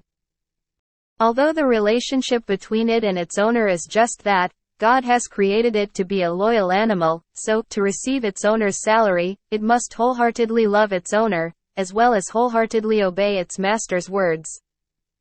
That nature makes him only want to work with his employer for life, not wanting to retire. Even though the owner still considers it a cowardly thing. So, now seeing Ms. Doe chaining him and dragging him, it seemed different to him than usual. It seemed like he also knew that his owner was about to take him somewhere or take him to a place to have sex to commit some crime. "If you insist, it will definitely not go away." The more Ms. Doe pulled, the more it showed a pleading attitude. If there had been a psychologist standing next to him at that time, of course one could guess that he was bowing to his master, asking him to let him stay a little longer. Void. Its owner kept using his power to drag it out onto the street. However, it still hopes for its owner's love. So after going out of the gate, it kept rolling, wagging its tail, and crying loudly when it heard the sound of the puppies yelping above its owner's head. The sun has set. The figure fell onto the field, as long as the shadow of an areca tree. Cattle and buffaloes do not have to spend the afternoon following the herd of children to the edges of the fields to graze on grass. With sobs in the bottom of her heart and tears always lingering on her cheeks, Ms. Doe tried to live and die, slowly leading the dog under the summer sun. The child was still crying, the dog was still meowing, she still insisted on pretending to be deaf and mute, hoping to get to Mr. Gee's house soon. Chapter 12. The strange sunlight prints golden light on the bamboo shoots. The flute chirps in the star fruit branches. A few snakeheads chirped and called to each other on the areca boat. Gee raised his beard and stood in the brick yard, watching a pair of pigeons nodding and cooing at each other's door. Seeing that the mother and child were being pushed by Doe, he asked plainly, "What should we do now to bring each other here? Let people wait for hours. Sticking with them now makes me angry at the same time, no one can ever keep an appointment." Politely, Ms. Doe and her mother bowed to each other. Uncle, because my family was tied up at the communal house, I had to talk a lot before they let me take it off so I could sign documents. Besides, the road was a bit far, I walked slowly, please forgive me. She's in the guest house, let's go in and talk to her. Then he called into the yard. Someone come out and watch the dog for them.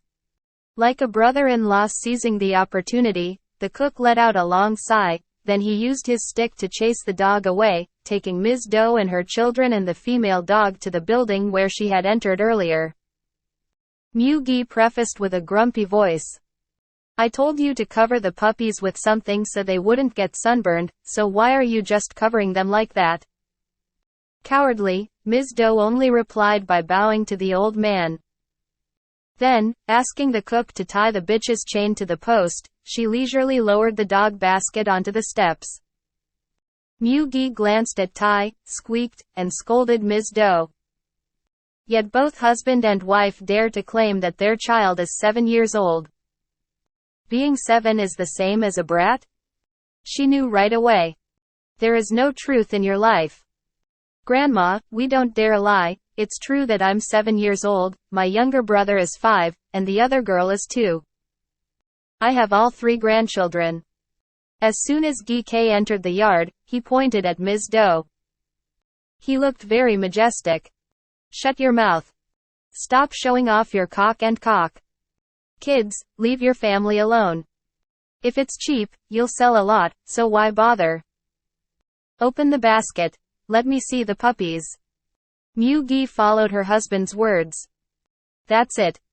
Do you think he can hear what he said? Then she turned to look at Ms. Doe. Hey soul. She's gone, she doesn't want to buy or sell anything anymore, is she the same age as you? I didn't say, you argued right away. Familiar. She's that old, you dare to bother telling her she's 7 to tell the dog she's full? Kai Tai stood behind the pillar, his face grim, as if he was worried that he had just lost his first year.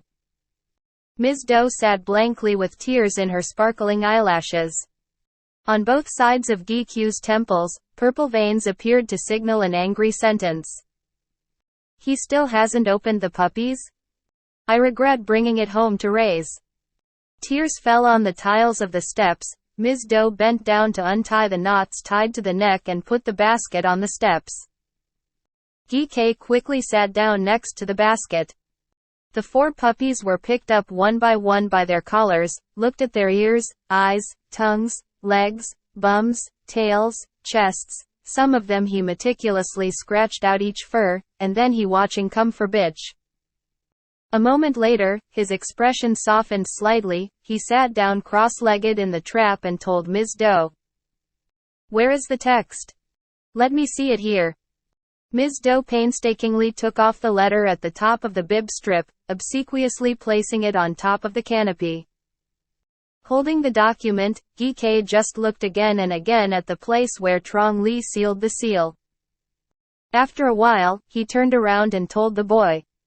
Go get a few bowls of cold rice, take a lot of it, let me give these dogs a try and see what happens. The 3-legged little boy ran downstairs with a neat sound. Ms. Doe and her mother sat huddled next to the pillar, each looking at the other's face filled with tears. The 4 puppies walked to the edge of the porch, each one occupying each of the female dog's breasts. Gi-Kay happily told his wife. Look, are there any animals with dotted tails? I'm looking at it too, it seems like it's not there at all. Chapter 13. The little boy at home came up with a basket full of cold rice. Gi-Kay told Ms. Doe and her mother to take the puppies and release them to this side of the porch. He quickly ran out, picked up a basket of rice, and gave each child a bowl. Ms. Doe told the truth, all 4 puppies know how to eat. As for the female dog, she seemed both tired and worried, only eating a few bites and thinking. With a gentle and easygoing expression, Gi-Kay looked at Ms. Doe. Where did you buy your bitch? Your mother bought it at Lao Kai and brought it to you. Yes, that's it. It's probably a dog breed, but there's no such thing as a dog like this in the countryside. Mu-gi enthusiastically recounted her achievements. Because many people told me that they had a very smart female dog, I tried to buy it this morning. But suddenly no, who would be crazy enough to attack the dogs that had just opened their eyes? How about the 4 puppies? Gi muttered and nodded. It's beautiful. 4 animals of 4 types. One with a mysterious appearance, one with tiger skin, one with pure black color, and one with 4 shapes and apricot appearance. All of them have cropped ears, short faces, slanted eyes, very beautiful. As he spoke, he jumped into the trap. Still sitting with his legs crossed in the letter NGU, he grabbed a pipe, took a puff of pipe tobacco, then shook his thighs with pride. Know what's hard? Mr. Fu Dang, Mr. Gi Bui, Mr. Fan Tien, and Mr. Ku Chung in the province, they all knew that I was very good at watching dogs, and they all begged me to buy them for them. I plan to give each of them one when these 4 dogs are quite big. But I regret the beautiful dog and want to keep it at home. Because that breed of dog benefits the owner, keeping it in the house makes business prosperous. Mu-gi interrupted with a half-serious, half-joking voice. There is nothing to choose from. Whoever wants to have a good breed of dog must give me money, otherwise I will keep him. There are 14 dogs in the house, why keep them? Where's the rice? I raised him so he could watch over the house. Raising a dog is better than raising a child. Such a spacious house, a dozen dogs, how many? Then she laughed loudly and poked Ms. Doe in the face. My family's dog food costs as much as your family's human food. Ms. Doe gave in as if feeling sorry for herself. She bent down to silently wipe away her tears. She didn't know what to say. The puppies stopped eating and pulled each other back to the female dog, leaving behind piles of rice. Gi ordered the boy to scoop everything into a basket and give it to Tai. In a benevolent voice, the representative of the people told the wretched child. That girl. Take the rice basket and eat it, lest you waste heaven's treasure. You can eat with your hands, not with chopsticks and bowls. Tears flowed like rain. Tai hesitated to look at the cold rice, not wanting to reach out to receive it. He represents the underground people with his facial expression. You don't eat leftover dog rice, right? Mrs. Gi got angry. Did your mother teach you that? You little brat. Here with her, if you keep up that habit, she will gradually lose her bones. Hey, let me tell you, it's not worth it for you to eat my dog's rice. Her dog still has a few dozen left, but for a person like you, she only bought it for a penny. Don't argue with her. Gi contacted Ms. Doe.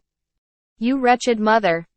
You sit there with your eyes wide open, not knowing what to tell your child.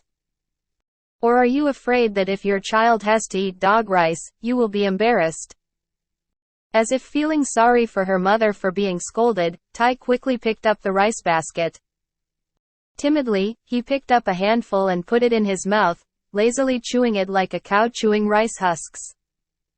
Mrs. Gi gritted her teeth and pointed at the girl's face. Grandmother told you your name. From now on tomorrow, you have to finish that basket of rice, before you can eat another rice. Ms. Doe just put her head against the pillar, sobbing silently. Gi shouted. So, did that motherfucker take the money? Or do you still regret the dog? Ms. Doe quickly wiped her tears and stood up.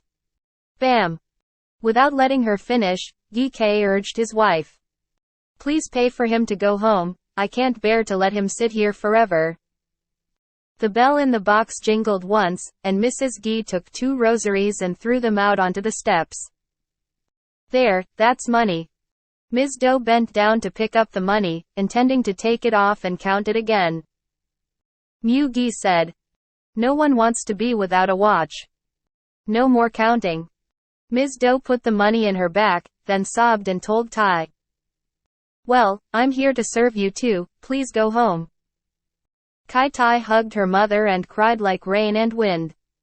Don't go home yet. Please sit here with me some more. Ge suddenly stood up, raised his protective hand and slapped her, and he shouted like a general in a theater. That kid dragged him down to the kitchen. Immediately, Tai had to leave his mother and follow the congressman's valet down the steps. With her disheveled face tilted back and her mouth drooping, she looked at her mother and said in a sobbing voice, "Tomorrow, please bring Dan here to play with me, I miss him very much." Chapter 14. The two breasts were full of milk, and the milk inside the breasts was leaking, soaking the entire bib, making Ms. Doe feel anxious about the baby at home. Because according to the experience of young women, when they are far away from their children like that, the child is hungry without its mother and is crying for milk. She didn't dare to think about Tai anymore. She quickly took the basket and the hat and rushed to the gate of Douai village.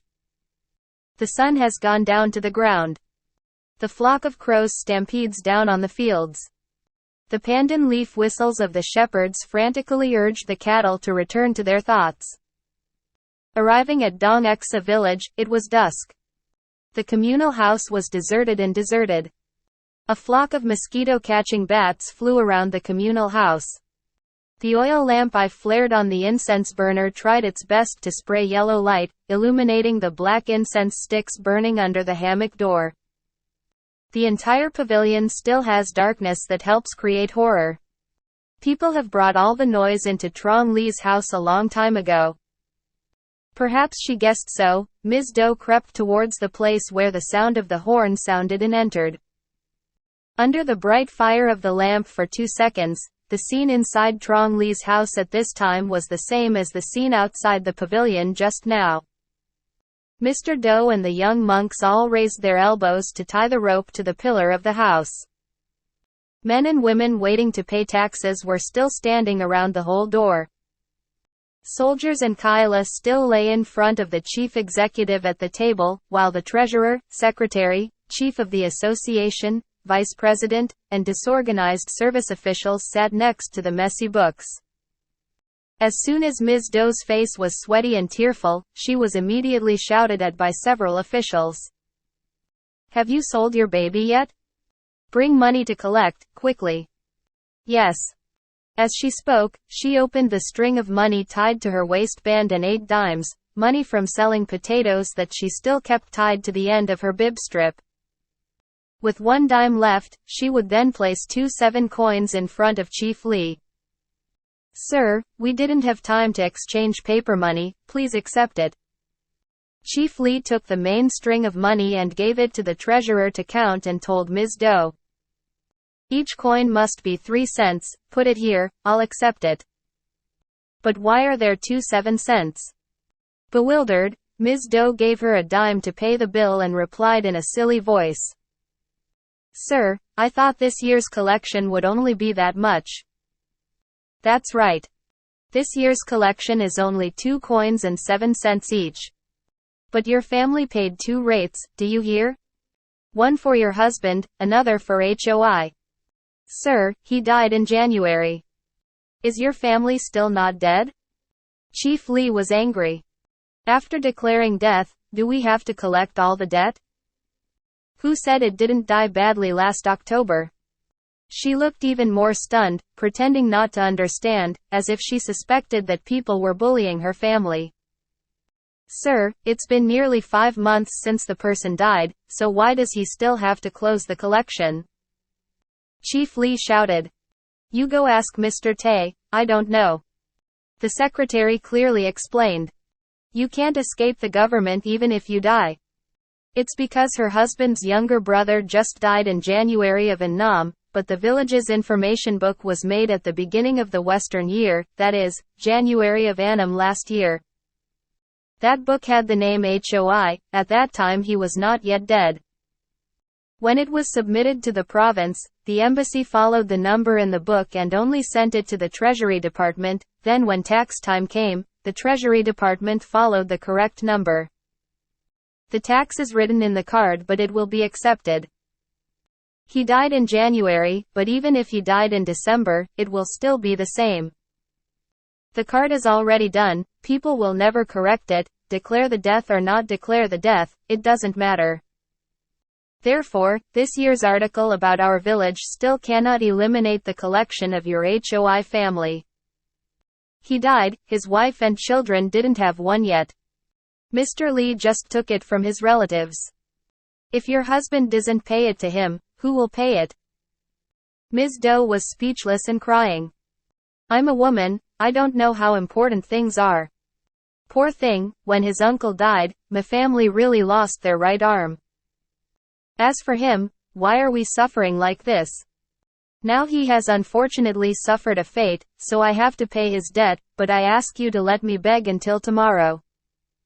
Today, please pay a portion in advance, and the men will let your family go home, otherwise the sick person will be tied up all day and die. Chief Lee glared.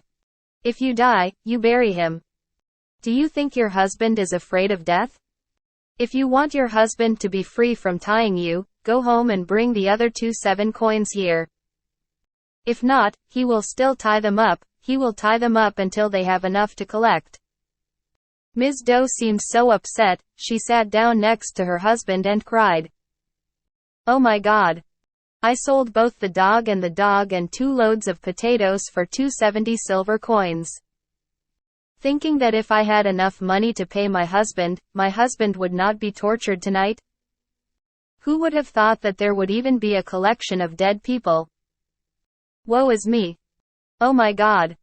My younger brother is dead and still has to pay for it, oh my God.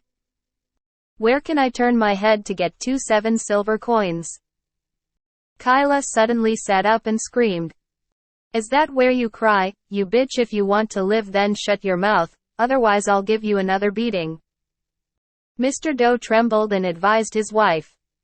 Well, he'll go home with the children, otherwise there will be 2 children at home and he'll cry out of breath. Leaving me here, tied up one more night, won't kill me. Don't say anything else, people will beat you and make you miserable. Ms. Doe still couldn't stop being angry. The treasurer had just finished counting 2 strings of money when he called Ms. Doe and said, Hey there, don't cry anymore, come in and see, each coin is 4 cents short. The 1 dime I gave you to pay here is already 8 cents, and 4 cents are still missing. Ms. Doe cried again. Damn it. I was still sure there was a dime left over, so I brought it home to measure rice for my children to eat. Now it's all still not enough. Awesome. Mrs. Gee, who is so rich, still does bad things. Then she just sat down and cried. Mr. Doe earnestly urged. Well, listen to me, if you love me, go home with your child. Don't just sit here and cry, it'll make me even more upset. Mr. Doe's tied friends expressed pity and asked. I've sold the older girl, who are the 2 babies still at home with? Ms. Doe sniffled and replied. Brothers and sisters are at home together, no one else, guys. Those people felt guilty. Damn it. The 5-year-old boy has to keep the 2-year-old girl. Poor you. Just like what they just said, even dead people have to pay their bills. So her family still lacks another collection. If you don't have money to pay, even if you stay here until morning, you won't be able to ask him to be released from bondage. Talking so much is tiring, who cares? I'd rather go home with my children so I don't have to suffer as a child. Yes, he's right. Please just let him sit here, I'll go home and rest with my children. But staying here will only cause more heartache, what's the point? Then I couldn't help it, I was itching to say a few words, and ended up causing him to have to be beaten. All those speeches, although filled with kind voices, did not help Ms. Doe at all because she thought the same as what people said. Feeling sad, she will whisper into her husband's ear. Kai Tai left a plate of potatoes for my teacher. I'll bring it here for you. Mr. Doe shook his head. My mouth is so bitter, I can't eat anything now. Please come back to me. Don't have to worry about my food. Greeting her husband with tears in her eyes, Ms. Doe slipped out with a basket, and a hat. Chapter 15. The moon has risen above the bamboo treetops. The water surface of the ponds is sparkling like a pot of molten gold. In the dense bushes, the sound of the country calling, picking up, mixed anxiously with the moans and groans of wild garden worms and crickets. Even though it was only early evening, the houses were closed and quiet, nowhere was there a trace of light left. Those who plow and hoe are tired all day long, then they all have to pay their debts in order to have the strength to work tomorrow. Except for Lee Trong Hamlet, the other hamlets were as quiet as an empty field, if not for the occasional barking of dogs and the sounds of milling rice in some restaurants. When Ms. Doe arrived at the front of the house, she heard the hoarse cries of 2 children. Falling head over heels, she ran into the gate, threw the basket of hats on the floor, and then hurriedly entered the house. Dan was still sitting next to me, his eyes were swollen, his face was ashen as if he had just fallen into a pond, he was still terrified and had not recovered. He couldn't show any sign of joy when he saw his mother coming home, although that was something he was glad for. On the contrary, he seemed even more sorry for himself and burst into tears as if to remind his mother of his fears up until now.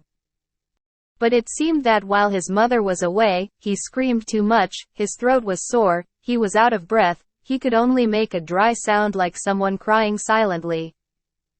Ms. Doe didn't have time to ask about the boy. She panicked and grabbed the little girl. Oh my God, what a terrible horror. Its eyes are as red as grapes. Its mouth, limbs, back, abdomen, collar, and sleeves were all smeared with shit and urine, mixed together. It cried but didn't make a sound, only its gaping mouth opened like a bitch. After getting ready, Ms. Doe reminded him to go next to the water jar and take a quick shower to clean off all the dirt. Then she lifted it into her arms. This time there was no time to squeeze out the yogurt, so she quickly pulled out the bib, pulled the nipple and pressed it into his mouth. While breastfeeding this baby, she hurried back to pick up the other baby. The boy was crooked to the edge of the steps. He was still sobbing and sobbing, his body as dirty as a stone statue that had just been dug out of a hole. Wiping it out again, she put it in a jar of water. With one hand holding the baby, she used the other hand to pour water and scrub the big boy. Then the 2 older sisters held them in their hands into the counter. The mat that was there in the afternoon she took down to the ground to place the tiu, and it urinated and defecated profusely. Dan had to stand down and let her carry him into the room, wrap the mat in the bed and spread it out there.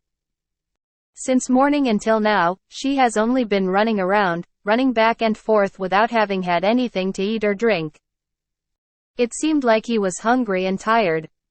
Wearily, she lay down on the mat. The 2 children rested their heads on their arms.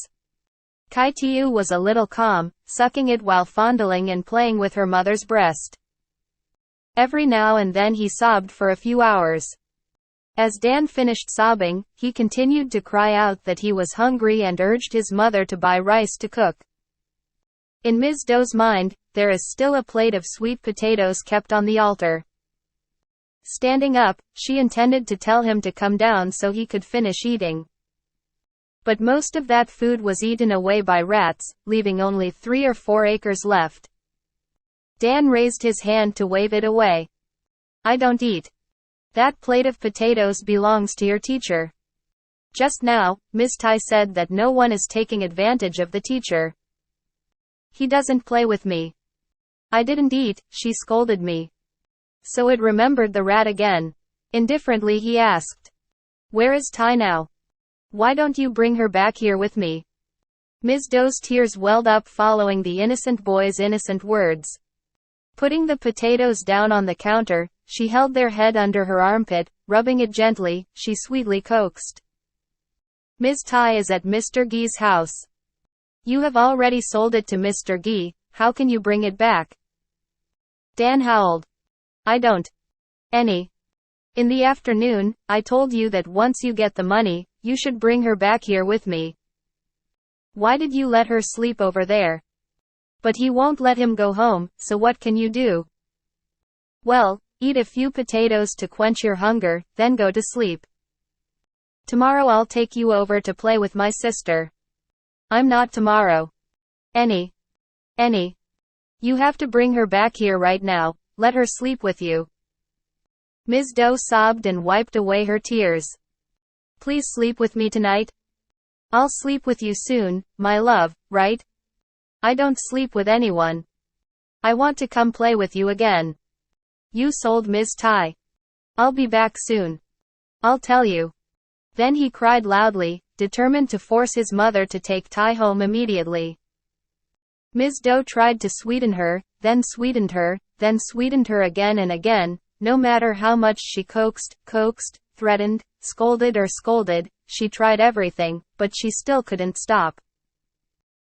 She had to let him cry, and then she cried like him. Seeing her cry, he cried even harder. Roll over and counter. He slapped his legs back and forth, and kept babbling for me to come back to you. Bored, achy, it seemed like he was exhausted, his crying gradually subsided. A moment later, it just groaned. His eyes were closed, his breath coming out in puffs. It sleeps. Kai Tiu also stopped sucking milk. The nipple from her mouth slowly popped out. Then the eyes were dull, this child was about to sleep. Ms. Doe sat down on the mat, ready to trick Tiu. Mosquitoes buzzed around and stung my legs with stinging bites. I will raise my arms and flail, not daring to move too hard, sister. The two children woke up. Kai Tiu slept quietly. Dan suddenly laughed and said sarcastically, "Ah, Ms. Tai has returned. You come in to eat, it's already cooked." Then it shut up. Then he sobbed, then he said again, "Now you have to stay home with me, don't go to Mr. Gi anymore. I miss you so much." Suddenly he sat up, bewilderedly looked out into the yard and, confused, asked Ms. Doe, "Where is Tai? Sister Tai, are you in pain?"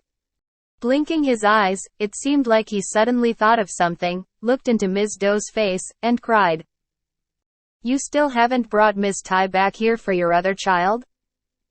Are you paying for it? I'll pay you back. Why did you sell my sister? You wake up. Go get up and call Tai home. Why do you keep lying down? I won't let you lie down anymore." Ms. Doe hesitantly extended her arm and placed Tiu's head down to counter. Sitting up, she carried Dan into her arms.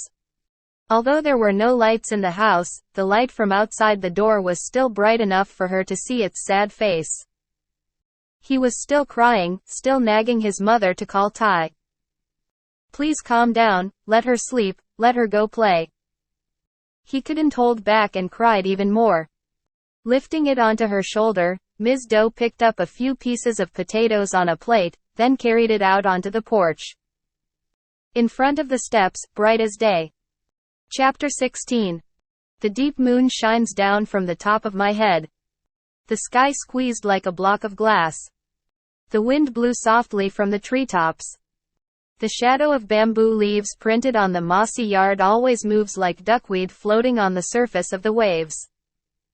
Dan collapsed on his mother and cried, every now and then urging his mother to find his sister. As if she felt sorry for her child who was so hungry and couldn't sleep, the rooster meticulously peeled off several acres of potatoes and coaxed him to eat. But he insisted on leaving it to the teacher. It was drowsy and sleepy again. Carrying her into the house, Ms. Doe will find a bamboo fan and will chase away the mosquitoes for her. Then she carried it out into the yard again. Walking back and forth under the shadow of the moon, she comforted the boy and sadly used her mournful voice to lull him to sleep.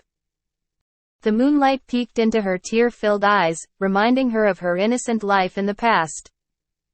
Yes, when she was still innocent, when she was 6 or 7 years old, although she was not very happy, she was still pampered by her parents. At that time, I only ate and played, I didn't have to hold the baby, sweep the floor, or cook the kitchen like Tai does now. Even when the weather is dry and the moon is bright like tonight, she can always play with the neighborhood children. They played so many fun tricks on her. Let's jump, let's howl, let's fight dragons and snakes. She still remembers those fun times clearly. From childhood to 14 or 15, she still had enough to eat, had a job, and never had to work hard. I don't know why the debt is due, and since she got married until now, her family's situation has become more and more miserable every day. From year to year, the couple started to turn away from each other, not daring to play for a single day. Yet there is not enough food to eat, not enough clothes to wear. How much hard work, how much wasted orange medicine, raised from the bloodbed, to have a 7-year-old child. Now, just to collect a sum of money, I have to sell it, and bring in 2 more loads of potatoes and 5 dogs, but it's still not enough. Her husband was still beaten and tied up all day and all night. I don't know if he will be able to live until tomorrow when he is sick and tortured like that. And where can I go tomorrow to find 2 silver coins to redeem my husband? If he can't afford that amount of money, what will his fate be? Even if I have enough money to ransom my husband, I've already lost a child. Will I ever be able to bring him home again? From afternoon until now, who has he eaten with, who has he slept with? Then she returned to the porch, sat limply against the porch pillar, tears falling freely. The shadow of the moon peeked into the steps. In the bamboo bush in front of the house, an owl is about to go looking for food, signaling with scary and sad sounds, which can seem like ghosts or monsters. Several sleeping storks suddenly woke up, flapped their wings, and flew out from the darkness. In the neighboring houses, the rooster crowed softly. The watch drum outside the communal house bellowed grumpily for 3 hours. Kai Tiu woke up and cried loudly. Ms. Doe will stand up and try to lull the baby, while Dan on her shoulder will also wake up. His eyes opened wide, and he said the same sentence every night. Sister Tai took me to pee. Ms. Doe quickly carried him to the gate. He immediately thought of it and said another sentence. I didn't make you. That Tai. I didn't make you take me to pee. Any. Then he screamed with a burning voice and struggled on his mother's side. The Tiu in the house was still crying like a leopard. In a panic, she had to quickly put this boy on the ground to go in and pick up the other girl. Sure enough, it was waiting to stumble and fall. While reminding the girl, she rushed out to the yard to help the boy.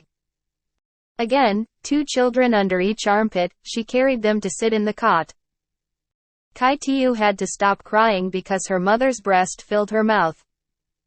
Dan still kept complaining. You take me to find Ms. Tai, quickly. Ms. Doe couldn't help but cry. It's late at night, the cock crows at midnight. If you go out on the street, it will bite you, my child. I'll just bite you to death. I don't need it. Just go find Ms. Tai and let her come home and sleep with you. You have to take me away now. Ms. Doe sat still, not knowing what to say. He reached into his mother's bib and pulled the nipple out of her mouth. He cried and scolded her. He won't breastfeed you anymore. Release. Let go so I can take you to find Ms. Tai. Kai Tiu cried again. The older boy still pushed and pushed. He pulled her hair, he pulled her ears, he pulled her collar, forcing her to get up and leave immediately. Then his mother still has to pamper him. Because he loves his sister, he misses her every night. They still lie together and her sister still sings to her. Now that he suddenly lost his sister, he was furious and wanted to see her right away, so he had to make love to the person who sold her sister. Its harassment is innocent. To his mother, he still makes sense and is still pitiful. The moon retreated behind the bamboo ramparts. The road surface was hidden under the shadow of leaves, yellow and black in places like a watercolor painting. The houses next to the road were still sleeping quietly. Ms. Doe and Tiu were on one side, and Dan was on the other side, walking slowly from one alley to another. The 2 of them remained silent. Tiu was busy chewing her mushy breasts, while Dan was looking for her, hoping to see her. It was late at night, the watch was deserted, mother and child were hugging each other on the street. Ms. Doe felt like she was crazy.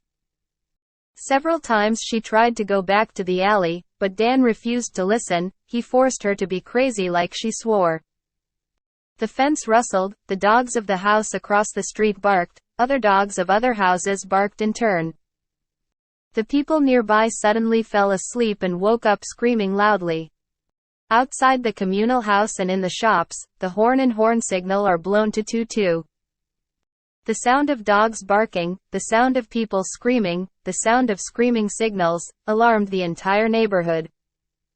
Chapter 17. The stabbing and beating screams have stopped.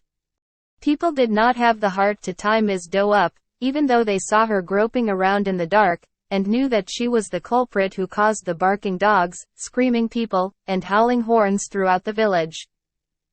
That's because she has always been upright and honest, never turning off anyone's eyes for anything worth as much as a hair. Moreover, at that time, she had 2 children in her arms, one was crying, the other was breastfeeding. Even if people hated her, they could not accuse her of being the one who intended to steal. The clouds are still there, the stars are fewer. Fog began to cloud the sky. The evil moon approached the rampart. The sound of chickens tingling one after another spread from one house to another. Under the shabby roof of the thatched hut, Ms. Doe and the waning moon looked at each other absent-mindedly, as if both sides had their own thoughts. Kai-Tiu had a full stomach and woke up, happily lying on her mother's lap, playing with Dan's shadow. Dan was so scared that he just sobbed, not daring to cry, nor daring to urge his mother to go find Tai. It was Tai's turn to blame his mother. Every night, every time the cock crows, Ms. Doe gets up and prepares to cook rice. That girl enthusiastically takes Tiu, she coaxes, she sings, she whispers innocent sentences to me. Now she's gone. The house is as boring as a house in mourning. What is his crime? It was just because of his father's income that he had to leave his father, mother, and siblings, and trade himself for 1 silver coin. Poor child from a poor family, being the servant of a rich, bossy family like GQ's family, how can I ever get a word of kindness from the homeowner? Woe to him, tonight he's over there, except for a bitch and 4 dogs, with no one else to call him friends. Tears flowed like rain from her thoughts, and Ms. Doe felt as hot as fire in her chest. In the distance, there was the sound of a dog barking. Then, as if following a trail, the yelping voices continued, competing with each other, gradually getting closer, gradually getting louder. There was a fierce fight in a few houses in the middle of the neighborhood, and it continued into Ms. Doe's neighboring alley. Outside the gate, there was a voice. Is Ms. Doe awake or sleeping? Startled, she quickly turned to look at the gate, and she trembled with fear when she saw a few people lurking in the darkness of the bamboo grove. They didn't come to arrest her for the commotion earlier, they brought her a human corpse. That body was limply hanging behind a member of Li Trong's family, his hands leisurely in front, dangling like 2 long gourds. On both sides were 2 more brothers, also members of Li Trong's family, supporting them on both shoulders. Holding them. Keep it from falling to the side. Panicked, Ms. Doe picked up both children and asked in dismay. Who's doing what's wrong, guys? It seemed that those people, while in the middle of the road, had to change positions to load a heavy object many times. Everyone was panting like a cow in the sun. They didn't have time to answer Ms. Doe. They were so embarrassed that they carried the body into the house and put it down on the counter. One person tried to say a few sentences like someone out of breath. He must feel it. I'll see if anyone has peppermint oil at home and ask for some to apply to him, maybe he'll wake up. And they walked out, no one dared to turn back. Completely exhausted, Ms. Doe put her 2 small children on the ground and rushed to her husband's side. Mr. Doe lay curled up on the bed, his limbs not moving at all. Before the humiliating light of the fading moon, both eyes were half closed. Touching her husband's forehead, face, arms, and legs, Ms. Doe saw nothing but coldness everywhere. but the tip of the nose and the tip of the nose were still gentle, and both nostrils still had a cool breath. Putting her mouth close to her husband's ear, she called out, "Teacher! Wake up! Teacher! Wake up!" There were only 2 helpless children crying on the ground. Mr. Doe was still lying like a log. Falling on her back, she ran to the gate and shouted loudly, "Wherever the 3 souls and 7 spirits are, Mr. Doe will return to his wife and children." From the inner alley to the outer alley, and from the outer alley to the inner alley, she howled at her husband for only 6 times, then her tongue became stuck and she could no longer speak. One foot kicked the other, she returned to sit at the head of the counter. Desperate and not knowing how to cure him, she put her hand on her husband's forehead, shaking him and calling him to wake up. Mr. Doe is still not awake. The 2 children on the ground were still crying and howling. Chapter 18. Drum after soup. The chicken is quiet. The sky mourns at dawn. Ms. Doe despaired as she looked at her husband's face, which was as pale as a dead man. Thinking he couldn't come back to life, she slammed her hands down and cried out to heaven, earth, father, mother. Then she stood up, went to the water jar, took the clay pot, filled it with water and brought it in. Flipping down the square towel on her head, she dipped it in water, wiped her husband's forehead, face, and limbs, so that he could be clean before all the rice went back to his ancestors. Neighbors and neighbors flocked in. Some picked up Tiu, some picked up Dan, some came to touch Doe, some called him in his ear. Some people were nervous and stood outside the steps to come in. Some people were enthusiastic and ran all the way to the intersection, screaming at Mr. Doe once more. The house was packed, people stood in the inner circle and the outer circle. They asked about his illness. They pitied Mr. Doe. They advised Ms. Doe not to cry.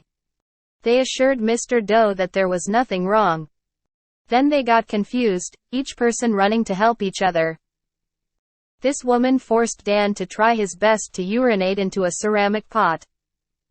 The other man used a thin comb to brush Mr. Doe's teeth. The doctor scooped some urine and poured it into his mouth. That woman carried a basin of urine and rubbed it on his face, nose, neck, nape, and temples. She ran back to her house and took some charcoal burning stoves to put in the sick man's nose. The other woman went to the next house and asked for a broom to light a fire in the middle of the house. Noisy for a while. Mr. Doe gradually breathed heavily, then lazily opened his eyes. Everyone cheered and shouted, "He's awake, he's awake." It turned out that he wasn't weak, it was just that he was tied too tightly, his blood vessels were clogged, blood rushed to his brain, causing him to faint.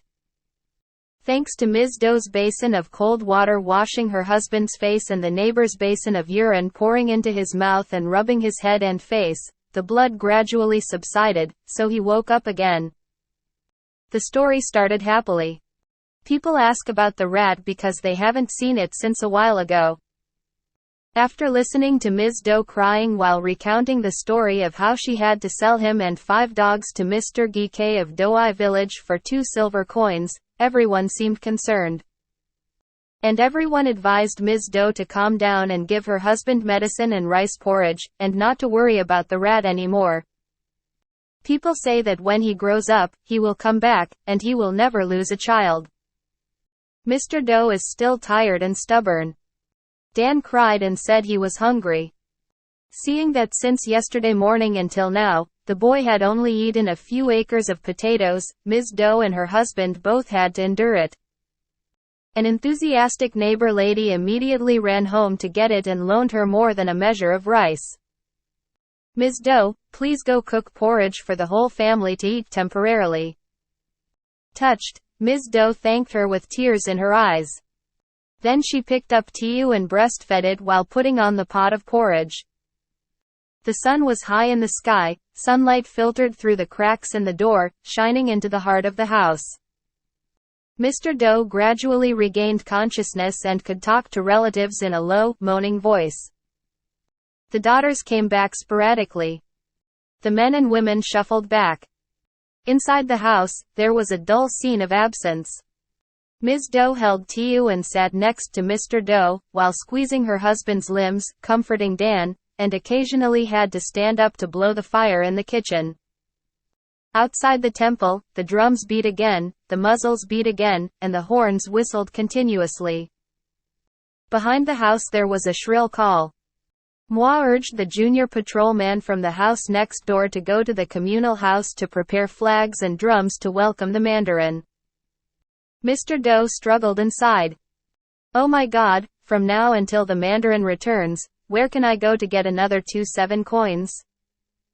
If you don't have it, they will make love and commit a crime. If you don't do it well, you will die. Tears welled up. Mr. Doe turned his face to the bamboo wall, sobbed. He cried for Hoi, he cried for Tai, then he cried for his fate. Ms. Doe was in the kitchen, quickly ran over and sat next to her husband, whispering advice. Okay, I beg your teacher. Don't cry anymore, I'm so miserable. Uncle Hoi is dead, even if you have mercy on him, he cannot come back to life. Even though Tai was sold, if he goes there, he will probably have enough food and good clothes. Later, if God gives you a good business, then you will come and redeem it, so what's the matter? As for some collectible coins, even though they are really hot, you should beg for them if you don't have enough time.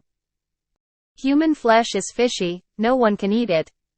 Teacher, you can rest assured and think, no need to worry about anything. If my teacher keeps crying and crying, if he gets sick and faints, what will I do? Mr. Doe seemed to feel sorry for his wife, so he raised his hand and trembled to dry his tears. And turning his face away, he tried to appear cheerful so that she could ask about Tiu. The pot of porridge was bubbling, white foam poured out of the neck of the pot, sizzling down into the stove, turning off the fire in the kitchen. Ms. Doe quickly placed the Tiu next to her husband, then she went to the stove to blow on the dying coals. Guy, slowly following behind his mother. He insisted that the porridge was cooked, and insisted on urging his mother to take it out. Outside the gate, there were a few sounds of sticks hitting the wall pillars. Trong Li's family members arrogantly asked from the entrance of the alley. How? Is Mr. Doe alive or dead? Being silent like this is probably fatal. Where is the collection money? Submit the rest. Hurry up. Quan is about to return. Ms. Doe sat in the kitchen and said sweetly. I calculated that from the time the cock crowed until now, I would have been able to take care of your teacher in time. Please tell Mr. Lee to let my family beg until tomorrow afternoon. That guy is cool. Tomorrow afternoon, you say it's easy to hear. State taxes, do you think it's a joke? Ms. Doe insisted. I also know that government tax is not a joke. But now I don't have it, so I have to beg. Friends are poor, please talk politely to Mr. Lee for me. I don't dare to be friends with your family. I don't know how to speak well. I have no right to accept your begging. Later, let me beg to Mr. Kyla. Then he silently carried his stick and walked out. Fire again. Ms. Doe sat next to the stove, holding chopsticks to stir the pot of porridge so it wouldn't overflow. The harsh sunlight penetrated through the hole in the kitchen roof, illuminating the drops of sweat glistening on her red cheeks. It was afternoon. Dan again groaned and complained that he was hungry. He quietly sat next to his mother, eagerly looking into the pot of porridge. Chapter 19. Towards the beginning of the village, I heard the loud sound of a car horn, then came the horns and whistles. Then the drum slowly chimes one sound at a time. The old woman next door hurriedly ran over, eagerly talking to Ms. Doe. Is your house running well enough? Ms. Doe hurriedly said. Dear sir, we have just submitted one portion, there is one more remaining. Why do I have to pay 2 rates? Dear sir, one share belongs to the teachers and children and one share belongs to Mr. Hoi. Mr. Hoi is dead, do you still have to collect a collection? Yes, I see they said that his uncle died in the middle of the year, so he still has to pay the tax this year. If he dies even in the last year, then the deduction will be deducted. Damn it. It's almost the first anniversary of someone's death, you still have to close the collection. Why is there such a rule? Now you don't have a house, what should you do? It sounds like the Mandarin has returned. Yes, I also guess that the palace official has returned. But if you don't have money, you have to beg. What do you say? The old woman reluctantly came out. When the porridge is cooked, Ms. Doe brings it to the middle of the house, leans down on the tray and scoops it out everywhere. Then she took a fan to cool it quickly. The sound of drums and horns carried each other straight from the village to the communal house.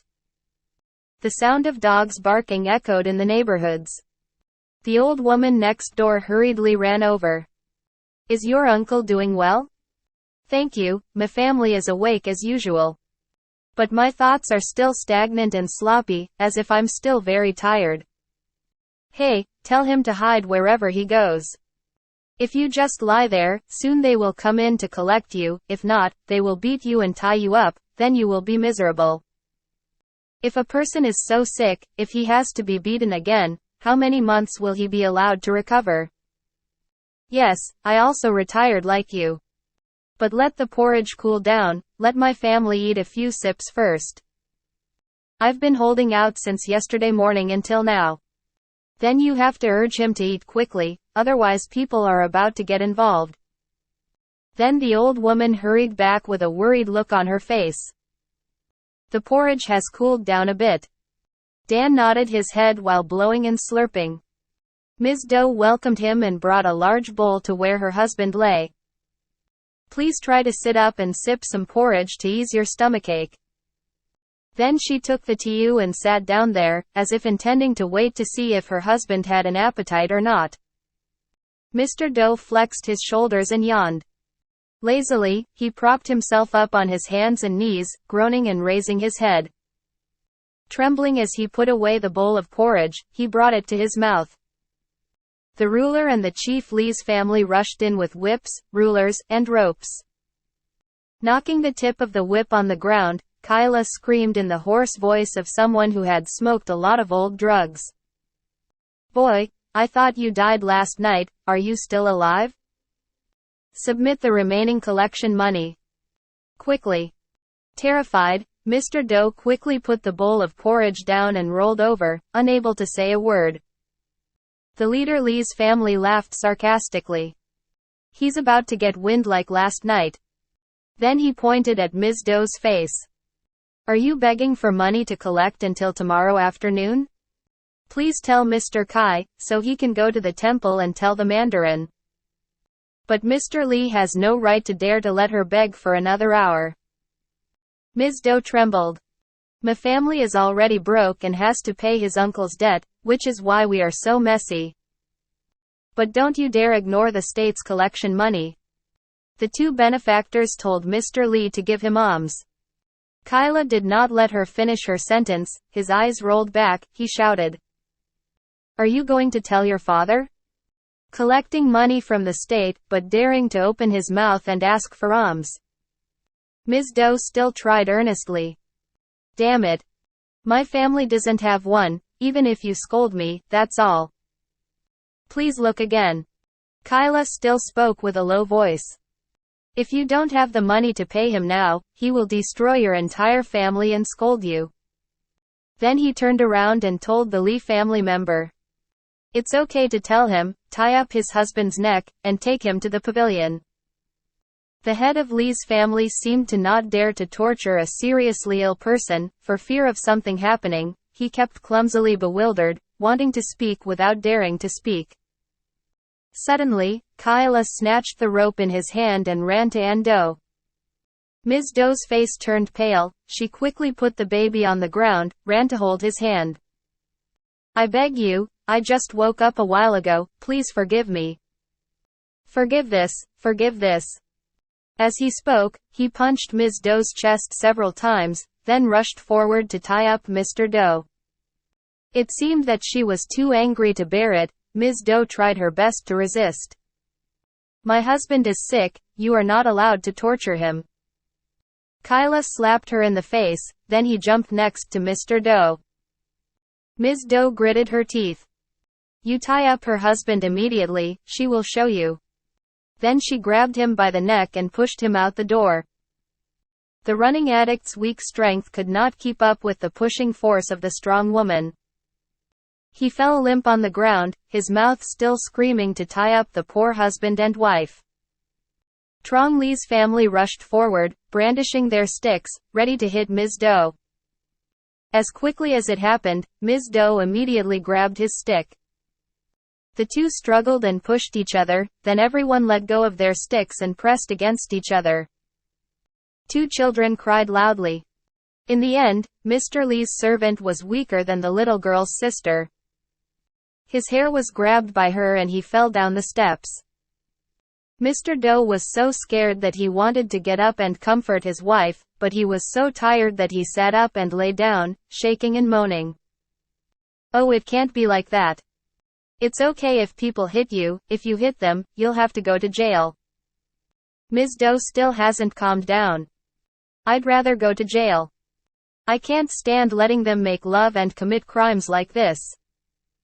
Lee Trong's family lost their composure and crawled up, only breathing and cursing at Ms. Doe, not daring to touch her body anymore.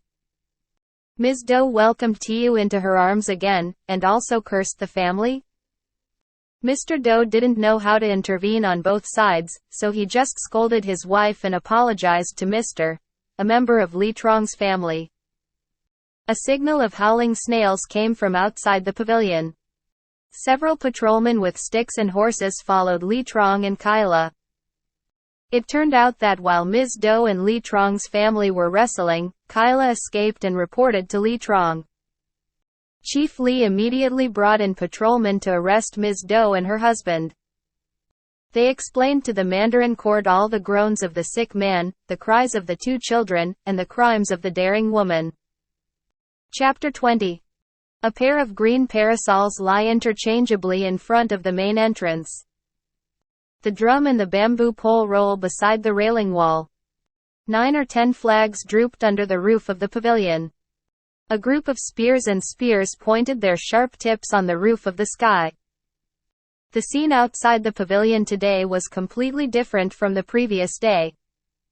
The deputy manager and patrolman Trong, as well as the clan representatives and patrolmen, although they did not have to do any work, everyone still ran around with little hair left and right. The vice president and treasurer faced each other with the secretary and chancellor. Each person stood with their arms crossed and leaned against each column, looking as sneaky as a fifth snake. The chief minister sat yawning next to the big painting, a fly sitting on his lips, not wanting to chase it away. The chief of the assembly kept flipping through the taxbook, his eyes still wandering as to where he was going. Ms. Doe and her husband were not more courageous than Dan. As soon as they appeared on the steps of the communal house, they were startled by the Mandarin's beard. What a strange beard! It was black as tar and curved like a sickle. It is as sharp as the tip of a heated awl and bulbous like the tip of a knife. It cupped its two edges, like two bat wings. It stuck out its ears, almost like two horns. It placed its head under the nose canal, as if about to enter the coconut's vertical nose. It also helps make the mouth more fierce. If one did not know that the government official came from the position of judge, people would think that he became an official only because of his beard. And if it wasn't clear that he was a Mandarin, people might mistake him for a truck driver or a contractor. Leaning on the table covered with a red carpet where the priest often stood to pay respects, the Mandarin of the palace sat in awe on the red mat spread on the oil-lit horse chair. Under the turban, the puffy face always looks like it's about to fall to the floor with a thud. Next to him, a burly patrolman carrying a feather fan stood far away and waved. Before him, Master Thua and Brother No were sweating with Chief Lee's tax receipts. "Big boss. According to the big man's orders, we and a member of Lee Trong's family entered Nguyen Van Do's house and forced him to bring money to collect. That guy's wife wanted to give it to her husband, he beat the children. Even a member of Lee Trong's family, now there is Lee Trong, and the patrolman all knew. Dear sir, please sir. Before Kyla could finish his sentence, Trong Lee, standing behind, quickly interrupted. Grandfather, that mother's name is T Dao, she is the most stubborn in my village.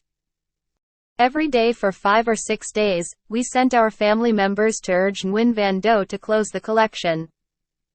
He was so unlucky that his husband definitely wouldn't pay. We told him that he was about to register for school. If he didn't pay, he would have to report to his parents. He said he didn't need to pay his parents. Today, the shadow of the big man came here, Mr. Kyla and his family came to command, he dared to fight back against everything. Now our eyes and many others can see it. Big man is the light of the sky. Please, big man, consider our situation and put him in prison. We and Mr. Kyla will be grateful to him. Quan Fu raised his heavy face and slammed his hand on the table. No collection. Hit the soldiers again. Is it planning to fight? Get her out here. A sound echoed through the 5 halls. Ms. Do and her husband and 2 children walked up to the pavilion along the end of the rope in Chief Lee's hand. Sir, we will bring Do and T Dao to serve you. After finishing speaking, Chief Lee said, Mandarin Fu raised his white eyes and looked at Mr. Do's face. Are you planning to hide from the government? That guy? Mr. Do trembled like a leaf. I bow to the big Mandarin, I have already paid the collection money. Quan Fu shouted and asked Chief Lee. It has already been submitted, why do you say it hasn't yet? Chief Lee quickly called out. I beg your pardon, that guy lied to you, he really hasn't paid. Quan Fu did not let Chief Lee finish his words, he retorted Mr. Do. Once you submit it, where is the receipt? I bow to the big Mandarin, I did not take the receipt, but when I submitted it, the chief minister, the treasurer and the translation officials all knew. Quan Fu looked at the faces of the treasurer and the chief executive. Did you see him hand over the collection to Chief Lee? The treasurer peeked at Chief Lee and said, Dear sir, last night, T Dao gave us Mr. Lee 270 dimes in official money, Mr. Lee gave it to us to count. Interrupting in the treasurer's words, Dan pulled the hem of his mother's shirt and urged. Please bring your child home quickly. I'm not here anymore. Quan Fu glared and shouted at Chief Lee. Why did you let him hold a child up there? I'm going to punch you in the face now. His face was as pale as a chicken's blood. Chief Lee quickly grabbed the tiu in Ms. Do's hand with one hand, grabbed Dan's head with the other, took him down to the steps of the communal house, then carried him all the way outside the communal gate, giving the older child to sit and watch over the younger one. Little. The 2 of them cried so hard, Dan cried out and called out. Leaving them there, Chief Lee went back to the pavilion. The government official asked the treasurer. After counting the money, who did you give it to? Great Mandarin, I'll give it to Mr. Lee.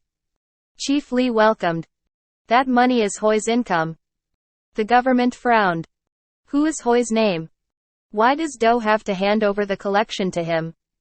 Grandpa, my name is Hoi and Do's younger brother. He died in early January. Because Do was his relative, we forced him to pay for it. The government asked. So why didn't you give him the receipt? Do you intend to overcharge taxes? Then, turning to look at the minister, the Mandarin said in a serious voice. The teacher drafted a report, saying that now I'm here to examine taxes and catch Chief Lee collecting taxes from Mr. Do without giving him a receipt. Then tell the chief secretary to come in. Are you listening? After the official's clear response, Chief Lee put his hands together and came next to the Mandarin and scratched his ear. Grandfather, we are your servants and children, please have mercy on us, we are truly unjust. The government seemed even more angry. In this tax case, you earned a few hundred dong from the foreign farmers. You're still trying to take advantage of the guy from the same family. He's so old. Chief Lee insisted on repeating what he had just said. Grandfather, we are your servants and children, please have mercy on us, we are truly unjust. The government softened its voice. Mai goes to the palace. Are you listening? Elder Lee let out a long sigh, then bowed and walked back out. The Mandarin asked Ms. Do. You beat the soldiers and members of Trong Lee's family to free your husband from hiding, right? Ms. Do spoke in a trembling voice. I bow to the big man, I won't hit them, because they intend to hit my husband. I'm afraid that if my husband is sick, if he gets beaten, he will die, so I have to intervene. Chief Lee said Lotus. Grandfather, it was he who beat our family members and Mr. Kai, I saw it with my own eyes. The government dismissed. Shut up. No one asked you. Then he cornered Ms. Do. You can, that means you fight with them. Ah, this guy dares to resist soldiers while doing his duty. Want to go to jail. Ms. Do remained silent, not knowing what to say, when the Mandarin spoke in a bossy voice. Get out there. Teacher Thua had just finished drafting the minutes and submitted them to the government officials. Looking through the minutes, the government official told the chief minister to seal the record and a few officials to sign as witnesses. Then he checked taxes. In front of the chief minister and other officials, Chief Lee poured out the silver casket for Master Thua to count. All the paper money and coins were only 630 dong. Compared to the money recorded in Lee Trong's book, it came out to be 20 dong. The Mandarin slammed his hand on the table and threatened the chief. You don't overcollect, how can there be excess tax money? After completing this tax, he collected it with a stamp. Chief Lee was so scared that his face turned pale, he just clasped his hands like a judge and said the same sentence over and over, asking for the big man's mercy. The official changed his tone sweetly. Tomorrow, go to the Marquis Palace. Bring up Do's wife as well. Are you listening? Then he stood up maturely and went down to the pavilion. Horns, drums and flags flocked to send him to the top of the village. Chapter 21. After the lawsuit, Ms. Do hurriedly ran down to the communal house gate to look for her child. Didn't see anyone there. She was so scared that she hurriedly asked people nearby. It turned out that while they were being left there by Mr. Lee, a woman in the village passed by, feeling pity, picked up Tiu to breastfeed and took Dan to her house. Not having time to wait for her husband, she rushed home to be with her children. Kai Tiu was fully fed and slept soundly. Dan was holding a bowl of porridge, sobbing and slurping. Ms. Do entered the steps and the boy suddenly raised his head. He burst into tears and asked, "Where is my teacher, huh?" Ms. Do waved her hand. Say yes. Let her sleep. Your teacher will be back soon. Then she tiptoed into the house. The old lady next door just arrived. How? You weren't arrested and taken to the government, but were you released back there? As she spoke, the old woman quickly walked up the steps and sat on the broken cot, then continued. I also praise you for being disobedient. Who would a petty woman dare to beat two men? What if they fight back if they are strong? Kai Tiu woke up and cried loudly. Ms. Do welcomed the baby while welcoming the guest. I also know that assaulting women like that is very bad, but it's not good. But they oppressed us so badly, I tried to endure it but couldn't. I think your family is so sick, but if both of you keep rushing in to fight, then what are you left with? So I have to risk it with them. The old woman opened the packet of betel and medicine and gave a piece to Ms. Do. Having said that, who can stand the cruel habits of soldiers? I'm an outsider, I'm still angry when I hear about it, let alone you. So how is work now? Ms. Do took the betel and replied. The Mandarin told him to go home, he will come tomorrow. The old woman asked again. Where has my uncle gone? Or has he been taken to the government again? Or not? While Ms. Doe was talking, she heard a groan outside the gate. Mr. Doe staggered into the front porch with a face as red as a cook's. Saying hello to the old neighbor, he then trembled with his hands on the pillow to walk up the steps. Ms. Doe quickly suddenly stood up, grabbed her husband's arm and pulled her up. The old lady next door expressed concern. Damn it. Are you having malaria again? Mr. Doe hesitantly walked into the counter, sat down next to Dan, and said while breathing. Yes. From now on, I feel angry inside, it seems like it's about to have an attack again. Dan finished eating his porridge. He brought his chopsticks and bowl to the yard and put them in the pot of water to wash the rice. Ms. Doe gave the tie to the old neighbor. Please leave it for a moment. Then she picked up the tray of porridge, placed it on the altar, and sat next to Mr. Doe. Does your teacher have a head? Let me shape it for you. Mr. Doe waved his hand and groaned. Well, I'm tired. Let me lie down and rest for a while. Come out and hold the baby, let him. The old lady next door quickly greeted. Okay. Today I also took it easy. Just let me hug you so you can go ahead and do whatever you want. Ms. Doe will stand up. Then please bother me some more. As she spoke, she ran out and rolled up the tattered mat that Tiu had urinated on yesterday, and took it to the pond to wash. Mr. Doe groaned while receiving the old woman. I didn't expect the soldiers to be so evil. If I were not at home that morning, I would have resisted him, and he would probably have beaten me to death. The old woman spat beetle nuts onto the steps. Stop. Still to be told. Silver is the people, inhumanity is the soldiers. What the proverb says is wrong. That means my house has nothing else. But if there are chickens or dogs in the house, they will kill them and eat them together. They will not be forgiven. Are they still here now or have they gone? It seems like he has followed the Mandarin back to the palace. Have you managed to finish the collection yet? Not yet, sir. Since yesterday morning until now, he has been worrying about me. Where can he run to? Damn it. A woman's body like hers is truly miserable. Then he was in tears. The old woman whispered comfortingly. Seeing your family's situation, I feel very sorry.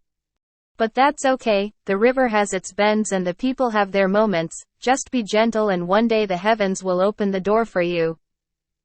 The sunlight just reached the house. Ms. Doe returned from the pond with a wet mat and a handful of leaves. After hanging the mat on the fence, she put a handful of leaves in a basin of cold water and placed it under the altar. The old woman asked. Gardenia leaves and plantain leaves, right? Ms. Doe quickly said. Right. I saw people telling me, people with malaria, just take these two things, rub them out, dry them in the dew and drink them, no matter how serious their illness is, they will be cured. So try making it at home and see how it goes. The old woman said happily. Yes. I've also heard that the leaves are said to cure malaria very well. But I kept forgetting and still didn't remind him. Then spitting out the beetle residue in her mouth and throwing it into the yard, the old woman continued asking. Have you eaten anything since morning? Ms. Doe came next to the old woman to pick up Tiu and replied. When did you eat? That morning, as soon as my family brought the bowl to their mouths, they pulled in. Then let me hold your nephew and go get some porridge for my brother to eat, otherwise he'll be too hungry. Mr. Doe interrupted. My mouth is so bitter, I don't want to eat or drink anything. Pregnant old woman. You have to try to eat it, uncle. If you don't eat much, eat less. But if you hold on forever, your strength will weaken and your illness will get worse. And again, eating porridge is not poisonous, so you should not be afraid. Ms. Doe continued. You said yes? My teacher tried to eat a few bites to relieve his stomachache. Or else, if you're sick and hungry, what can you do? Then she brought a bowl of porridge next to her husband and begged. Come on, teacher, wake up and eat, I'm satisfied. Mr. Doe seemed to respect his wife's words. He lazily sat up, picked up the bowl of porridge, closed his eyes, tried to drink almost half of the bowl, and then said it was too bitter and could not swallow any more. The old woman advised Ms. Doe. You also have to eat, to get milk to feed your baby. I'm like that, but I still have children. Women and children need to eat enough to have milk. If it's not enough, you'll often spend too much. Mr. Doe also gently urged his wife. The porridge is about to dry out. Please eat it all. Then go run for a few more coins. Ms. Doe put the porridge tray down and countered. She had one bowl left, perhaps wanting to save it for Dan, then she slurped her tea while shedding tears. Today, thanks to you for alone, I still have something. What will I look forward to tomorrow? The old lady next door looked moved. Heaven gave birth to elephants, heaven gave birth to grass, what are you afraid of? There's still half a pot of rice on the other side, I haven't eaten it yet. Later, when you bring the basket, I can lend it to you. When you are healthy, you can return it to me. Outside the gate there was a screeching sound. The neighbors' dogs barked at each other from outside. Chief Lee with a stick and two patrolmen aggressively rushed to the front of the house. Pointing his stick at Mr. Doe's face, he shouted. Where is the collection? You bastard, hand it over. The old woman next door quickly begged. He just came back from the temple, what are he doing? Please let them come tomorrow. Chief Lee scolded him like he was slapping water. It's nothing to you. But stick your mouth in there. It doesn't exist, so let me demolish its house so we can see. Then he pointed his stick at Ms. Doe's face. Just because you and your family are here to take care of me. I'm giving you a deadline from now until the evening. If you don't have enough money for 2 more 7 coins, you'll know what I'm doing. Chapter 22. The tiger and Tiu were still sleeping soundly. Ms. Doe held a bowl of water with the leaves for Mr. Doe to drink. Then she reclined her tray, took the bowl, and went to the kitchen to cook rice. Today, the neighbor lent her rice, so she planned to cook and eat early, so that she would have to go to the Mandarin's palace soon. Mr. Doe was slightly awake, so he sat down to eat with his wife. But he chewed softly and didn't bother to swallow, just ate a few bites. Ms. Doe was also new and finished a bowl, when Chief Lee just burst in with 2 patrolmen and a rope. He rushed to Ms. Doe and said loudly, Get up, go to the palace. Ms. Doe got angry. Go up to the government. Where am I hiding? But please let me finish my meal. Chief Lee is fierce. If you don't finish eating then leave it alone. The official's work is done according to his permission. Then he suddenly rushed back, grabbed Ms. Doe's hand, pulled her up and shouted at the 2 patrolmen. Tie him up and lead him away. The bowl of rice in Ms. Doe's hand fell onto the tray with a clatter, causing the rice and soup to splash all over the house. The rope in the patrolman's hand was immediately tied into Ms. Doe's arms and pulled behind her back. Mr. Doe looked at his wife with tears in his eyes. Chief Lee glared strangely. What about your life? From now until noon, if you don't pay the rest of the collection money, the young man will definitely choose not to bother you. Kai Tiu in the room woke up startled, locked his head, and cried like he was interrupted by a leopard. Ms. Doe calmed down with Chief Lee. Please do me a favor and let me breastfeed him first. Trong Lee aggressively pointed his hand at Ms. Doe's face. You're going to break your mouth now. Did you tell your father? I'm about to go to court, but I want to stay home to breastfeed my baby. Is it okay for me to stand here and wait for you? So he grabbed the end of the rope and pushed Ms. Doe down onto the steps. As he walked, he cursed and cursed. Arriving at the communal house, he ordered the patrolman to tie Ms. Doe tightly to a pillar of the communal house. Mr. Moi politely brought a tray of pork intestines and tofu and placed it on a mat in the middle of Li Trong's communal house, sitting cross-legged next to the balcony, drinking wine and sautéing garlic and eggplant. "You whore, Rooster. Do you know the humiliation yet?"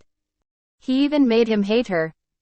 Ms. Doe seemed so angry at that time, her face turned pale, she just bowed her head, not saying anything. Chief Li said again. "It was only because of you and your wife that the Mandarin punished you yesterday, do you know? It is unknown how he will handle this matter. Perhaps more than 100 silver coins earned in this tax case, he had to throw away, all for you." Then he slammed his hand on the floor of the pavilion. "You have harmed him that much, and how much more? That mother. He didn't kill you unjustly." Just like that, with that voice, he babbled to himself until the bottle of wine was half gone. The rooster probably doesn't want to mess with a drunk guy, so whatever he says, she just pretends to be deaf and ignores him. The sun rose above the bamboo top about a pole high. The plates of tofu and pork intestines on the tray were deliciously clean. Only then did Li Trong stand up, his mouth still half chewing a piece of rice and fish sauce. Without having time to wipe his mouth and drink water, he called a patrolman and urged, "It's too noon. Free him, or you'll miss the morning service." Ms. Doe was able to escape the communal house pillar and follow him and the patrolman to the palace. The weather was hot and suddenly it became dark. A dark cloud loomed from the south to the north. The horizon flashed with flashes of lightning. The sound of thunder followed the storm at the same time. Rainwater poured down loudly. Because the road was in an empty field, we had no place to hide. Even though Chief Li had an umbrella, he still got wet like Ms. Doe and the assistant patrolman.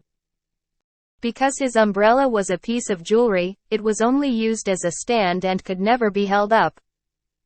With his anger, that misfortune was like adding fuel to a fire, so he cursed Ms. Doe even more.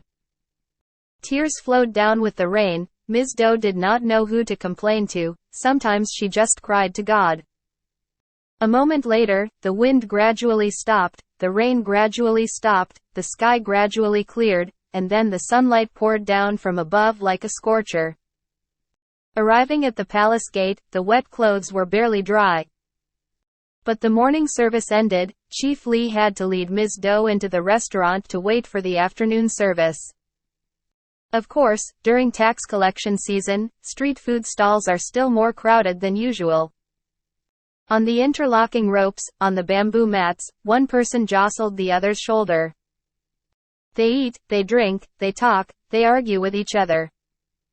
One place orders rice, another place orders wine, another place orders fish sauce. The boy at the restaurant ran away in a hurry and couldn't keep up. The smell of garlic, wine, and shrimp paste mixed with the sweat of people who haven't bathed for a long time, creating an indescribable atmosphere that will make anyone who is not used to smell it feel nauseous. Ms. Doe, with ropes tied to her arms, still sat in the wind at the foot of the pole to listen to Chief Li's curses every time someone asked him what he was doing in the palace. At that moment, her intestines seemed to be broken into pieces. Will my husband's malaria go away today? Who can Kai Tiu ask to breastfeed from this morning until now? Will he play well or will he cry and bother his father? Can Tai stay at Mr. Gi's house in peace or is he still cursed and beaten? So many questions were disturbing each other in her mind, making her eyes turn red all the time. Suddenly there was a loud voice in the queue. This woman is so cruel. Just let us get in line again? Startled, she quickly looked up. In front of a pile of patched and handleless umbrellas, the shopkeeper was tugging at the general managers, refusing to let them leave. One of the men pointed at the pile of objects and said, "We're short 2.5 cents of silver, we've already arranged 11 umbrellas, but you're still not satisfied, it's really unreasonable.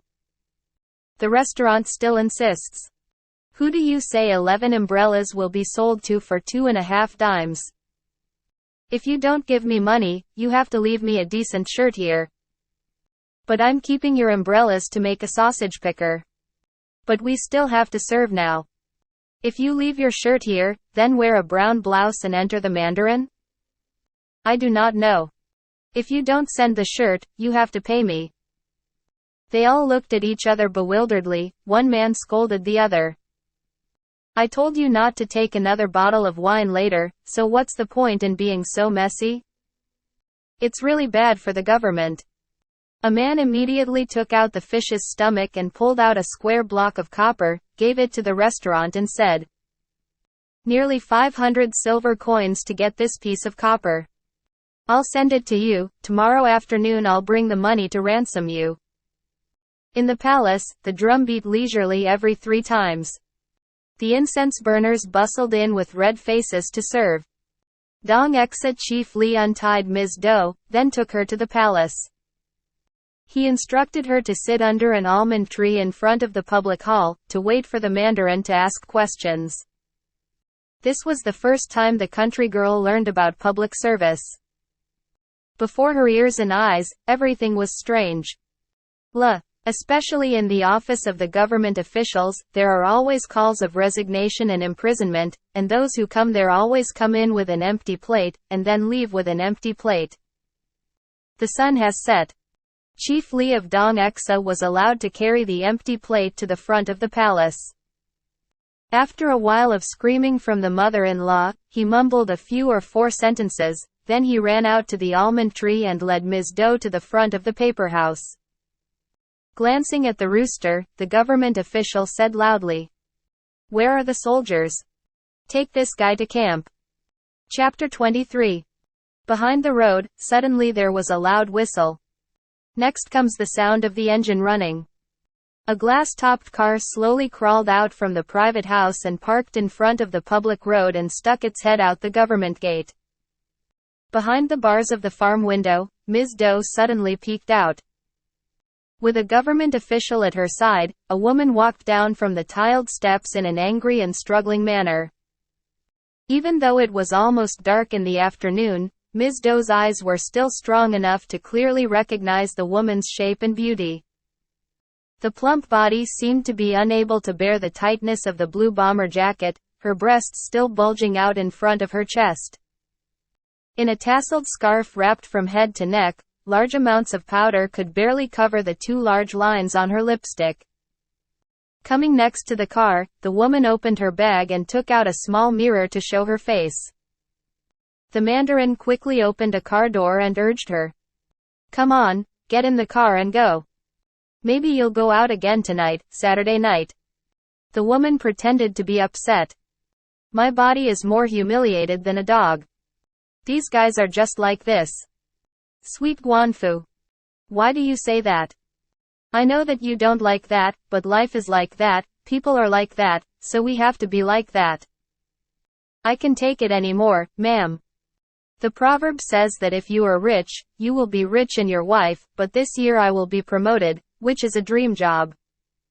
The Mandarin stopped for a moment to look at the woman's face and continued. "Besides, it's still there, I haven't lost anything." At that time, Ms. Do knew that the woman was Mrs. Fu. Seeing the Mandarin laughing, she spoke harshly and said, "Stop talking about monkeys. Even though it hurts my stomach, I still make jokes." Then she gingerly walked into the car. He sat down, leaned against the leather cushion, and opened his purse to take a look in the mirror again. "The government will close the car door and tell the driver. Take her to the palace, then drive the car to Dudu in an hour and a half, then bring the car to pick her up. 1.5 hours. Are you listening?" The sound of the engine screeching again covered the driver's response. Then the car slowly drove out from the front of the street after a few very polite honks. The Mandarin greeted his wife happily. "Well, let's get to work." And he stood there watching until the car had disappeared from the palace gate before happily returning. Ms. Doe was still in a daze trying to find the meaning of the stories the Mandarin and his wife had just told each other but could not find it, when Kyla just came down from the public road. He hastily opened the chest, took out a complete set of dark chiffon, dark square scarf, satin turban, white camisole with white silk fabric, blue belt, white silk blouse and a pair of dark silk pants with lotus-colored pears. While giving it to her, he pointed to the pair of wooden clogs nearby and said, "Take these clothes and those shoes and go to the bathroom at the back of the camp, that small square house with a cork roof, take a shower and get clean." Ms. Doe was surprised. "Sir, what did you tell me?" Kyla frowned. "If I don't tell you, then tell someone. Who else gets to wear these clothes?" Ms. Doe burst into tears. "Please reconsider for me. I've only been in prison for a year, why did you make me wear prison clothes?" Kyla burst out laughing. "It's the army that's stupid. Are prison clothes like this? Those are clothes from heaven. Just go take a shower, then get dressed. Don't ask questions over and over again." Ms. Doe quickly wiped her tears. "Stop. I don't shower. I don't want you to let me just wear my own clothes." Kyla looked annoyed. "But it's dirty and no one can stand it. Do you think the bed of a Mandarin's house is the same as your own bed? Take a shower and wear these clothes for just one night. Tomorrow morning, wear your nice things again, no one will stop you." Ms. Doe still didn't understand and was timid as if she wanted to ask again. The ruler immediately shouted, "If you don't listen, I'll send you to the square house now. Don't feel like talking sweetly makes you pretend." With a scared look, Ms. Doe picked up her clothes and books, her shoes, and then walked behind the farm. In the shower, cold water, soap, basin, towel, everything is ready. After going in there for a moment, she came back out and lingered at the front of the camp. Kyla suddenly understood and asked, "Are you afraid of getting your moldy dress wet? Close the door. No one is looking." Ms. Doe hesitated to go into the bathroom. Half an hour later, the bathroom door opened, and the old country girl suddenly turned into a sleek and smooth person who clearly looked like a Lim and Cam family. The ruler gave Ms. Doe a secret comb and a square mirror. "Comb your hair, then tie your scarf nicely." Ms. Doe sat bewildered for a long time, as if she wanted to think about what people were about to force her to do. The impatient Kai urged again. Only then did she shyly pick up the mirror and comb her hair and spread it out. A soldier standing next to him smiled. "Enjoy. How long has it been since he was detained?" Others say Lotus. "She's really beautiful, isn't she? If this thing wins the pop outfit, it will be worse than life." The other person contributed. "It's not beautiful, we have to give it water. But with her always gloomy face, she must be worried about something." Then he looked at Ms. Doe's face. "Why don't you brighten up? Come on so we can take a look so we don't have to bother carrying water for you." They all laughed loudly. Ms. Doe remained silent as if she didn't hear anything. Because at that time, her heart and soul were devoted to her husband and children at home. Chapter 24. The clock on the wall always strikes 7. The drum of autumn has dissipated. The earthen lamp in the camp started to burn. The rulers from the private house ran down, laughing, and told the borderers, "It's too early to eat today. It's only 6:30 and I'm already urging the kitchen to bring up the tray. Use ginseng." The rules also nodded. "Well, today I won't use the ginseng wine I left for another day. If that strength is nourished, you must know." On the watchtower, 3 alarm bells rang out. A car painted green loomed into the front yard. Bienla whispered to Kyla, "The car belongs to Mr. Min Hao District." Then he hurriedly ran to the front steps of the street. The man from Min Hao District opened the car door and got out, happily asking the Bienlin man, "Do you have a house or are you already married?" Rules of politeness. Great uncle, the Mandarin and his children are having dinner. The district man walked up the steps heroically. Why do your officials eat so early? It's only been 7 o'clock. Stop. Go in and tell your officials to finish your meal. I can just wait here. Then the district man went into the office. Bien Lu walked up to the private house, and after a moment, he came down to the tent with tears in his eyes. You're angry. They fly. Today, whoever is unlucky enough to disobey you. Kyla smiled faintly. Well, when we get there and are haunted by guests, who wouldn't be angry? So, do you go out to receive guests or do you just sit and eat? It's good that you forgive the curse, and continue. I went in and asked Mandarin Min Hao to come visit, and he got mad and said, leave him alone. He finished eating. Then he just shakes his thighs and eats. It must be that the 7th Mandarin came tonight to invite this Mandarin to the province, right? Another day, you can go right away, but today, lightning strikes you and you stay home. If you're not at home, could it be easier for me to go for you? You're still working hard tonight, my child. This month your work is off. Have you asked for prison guard money? When did you ask?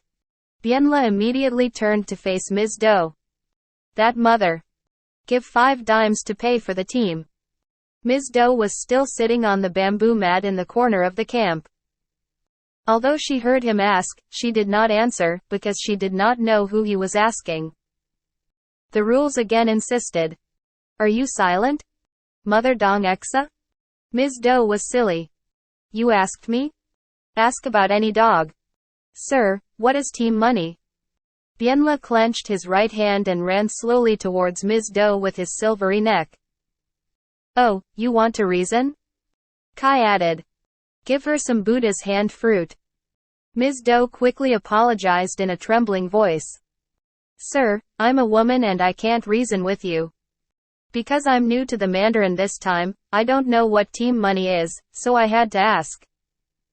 Please forgive me. As if Bien Li's anger had calmed down, he whispered again. It's money for your bed, money for your bed, money for the food you ate, but what money is it? 5 dimes. That's because I feel sorry for you, so you're poor. Submit it. Sir, I really don't have it. Taxes at home are not paid enough yet. Huge margin. If not, then soon put your feet in shackles. Then he pointed to a long piece of wood like a rice mortar placed next to the wall of the other camp. That shackle. See it yet? If you don't have money, you'll be able to get in there soon. On the road, there was a jingling sound. Kyla and Bien Lei each said loudly, then hurriedly ran up. Every once in a while, there would be laughter and loose voices coming from the office room. The host sees the guests down the steps. After the other man got into the car, he clasped his hand and said, Stop. Next Saturday then. That's right on time. The light from the headlights glared out onto the street. The electric horn signaled departure with a few bossy sounds. The car drove out the gate and disappeared into the darkness. The government official called Bienla and whispered a few very short sentences, then he went up to the public hall. The ornament of Ladong Camp is similar to the drum of Ko Camp, always playing 3 times each other. Ms. Doe was sitting with her head bowed under the light bulb in pain and fear, when Bienla crept up. Outside the door, will come next to her and ask. Is this mother awake or sleeping? Go up to the Mandarin to demand it. Ms. Doe was startled and quickly raised her head. What do you want me to do now, sir? Bien tried to look serious. No need to ask. You'll know when you get there. Ms. Doe felt nervous inside, her voice naturally trembled. I thought official work was done during the day, but why did it happen at night? Rules of anger. Right now, in the midst of urgent tax collection, there are many urgent tasks that cannot be done during the day, so the officials have to do them at night, but what can they do? Ms. Doe is still not afraid. I beg you, sir, I beg you to call the Mandarin to let me go tomorrow morning. Impossible. Official work is not a matter of fun. If the demanding official does not come forward, his feet will be placed in shackles immediately. Ms. Doe still sat still without saying a word, her chest pounding harder and harder. Rules where to run. He's stubborn, won't he go? Shackle its neck. Immediately, two men with buffalo heads and horse faces approached, took Doe's hand and dragged her to the other side.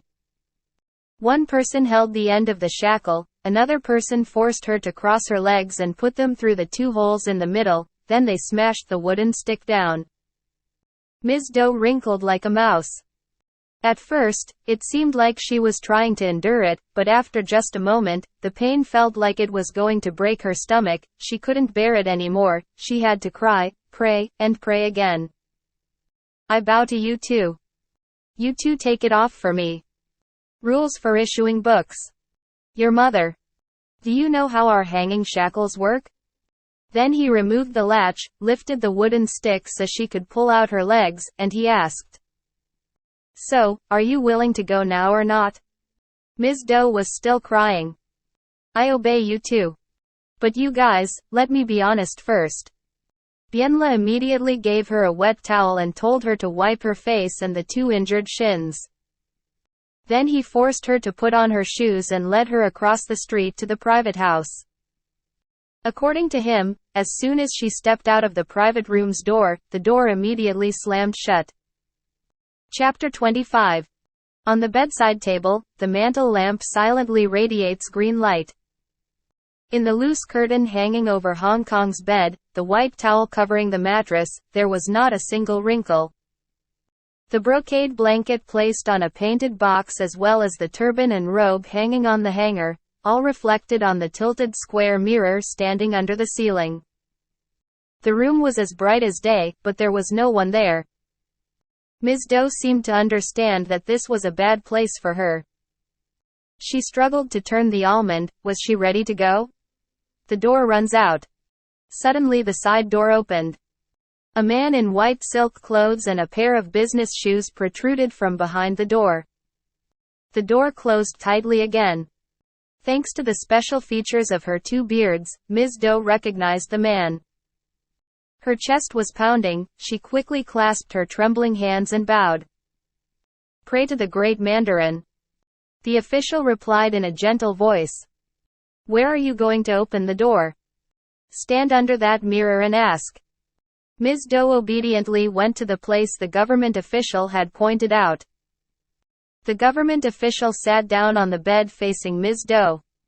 After enjoying the radiant beauty of his hometown sister, he stood up and walked next to her. Bending down, he intended to kiss her red cheeks. Ms. Doe quickly turned around to avoid it and ran to the door. The government official followed. He took her hand, pulled her back and sweetly said, "Let's get into this bed first. You hit a soldier while doing your duty. It's a very serious crime. Come in here, then I'll take care of you." Ms. Doe trembled even more. I bow to the big Mandarin. We are married girls. The big man, please forgive me. The Mandarin bowed his sister's hand and replied, Impossible. If you have a husband, don't care if you have a husband. Tomorrow I will return to my husband. Who keeps what? Ms. Doe definitely tried to pull her hand away and kept insisting. I bow to the great Mandarin.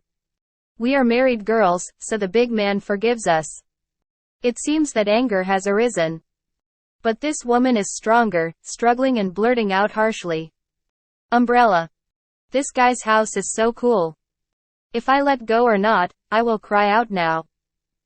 The government did not respond. He clenched his lips tightly. Ms. Doe struggled as hard as she could to get out. The shouting match lasted for more than 10 minutes. Ms. Doe traveled to the enemy side and fell to the ground. Run to the door and stand with your back against the wall to maintain a defensive stance. The Mandarin stood up, opened his wallet, took out a handful of banknotes worth more than a dozen dong, and showed it to Ms. Doe's face. He breathed and said, If you want money, I'll give it to you. Ms. Doe grabbed a handful of banknotes and threw them on the ground.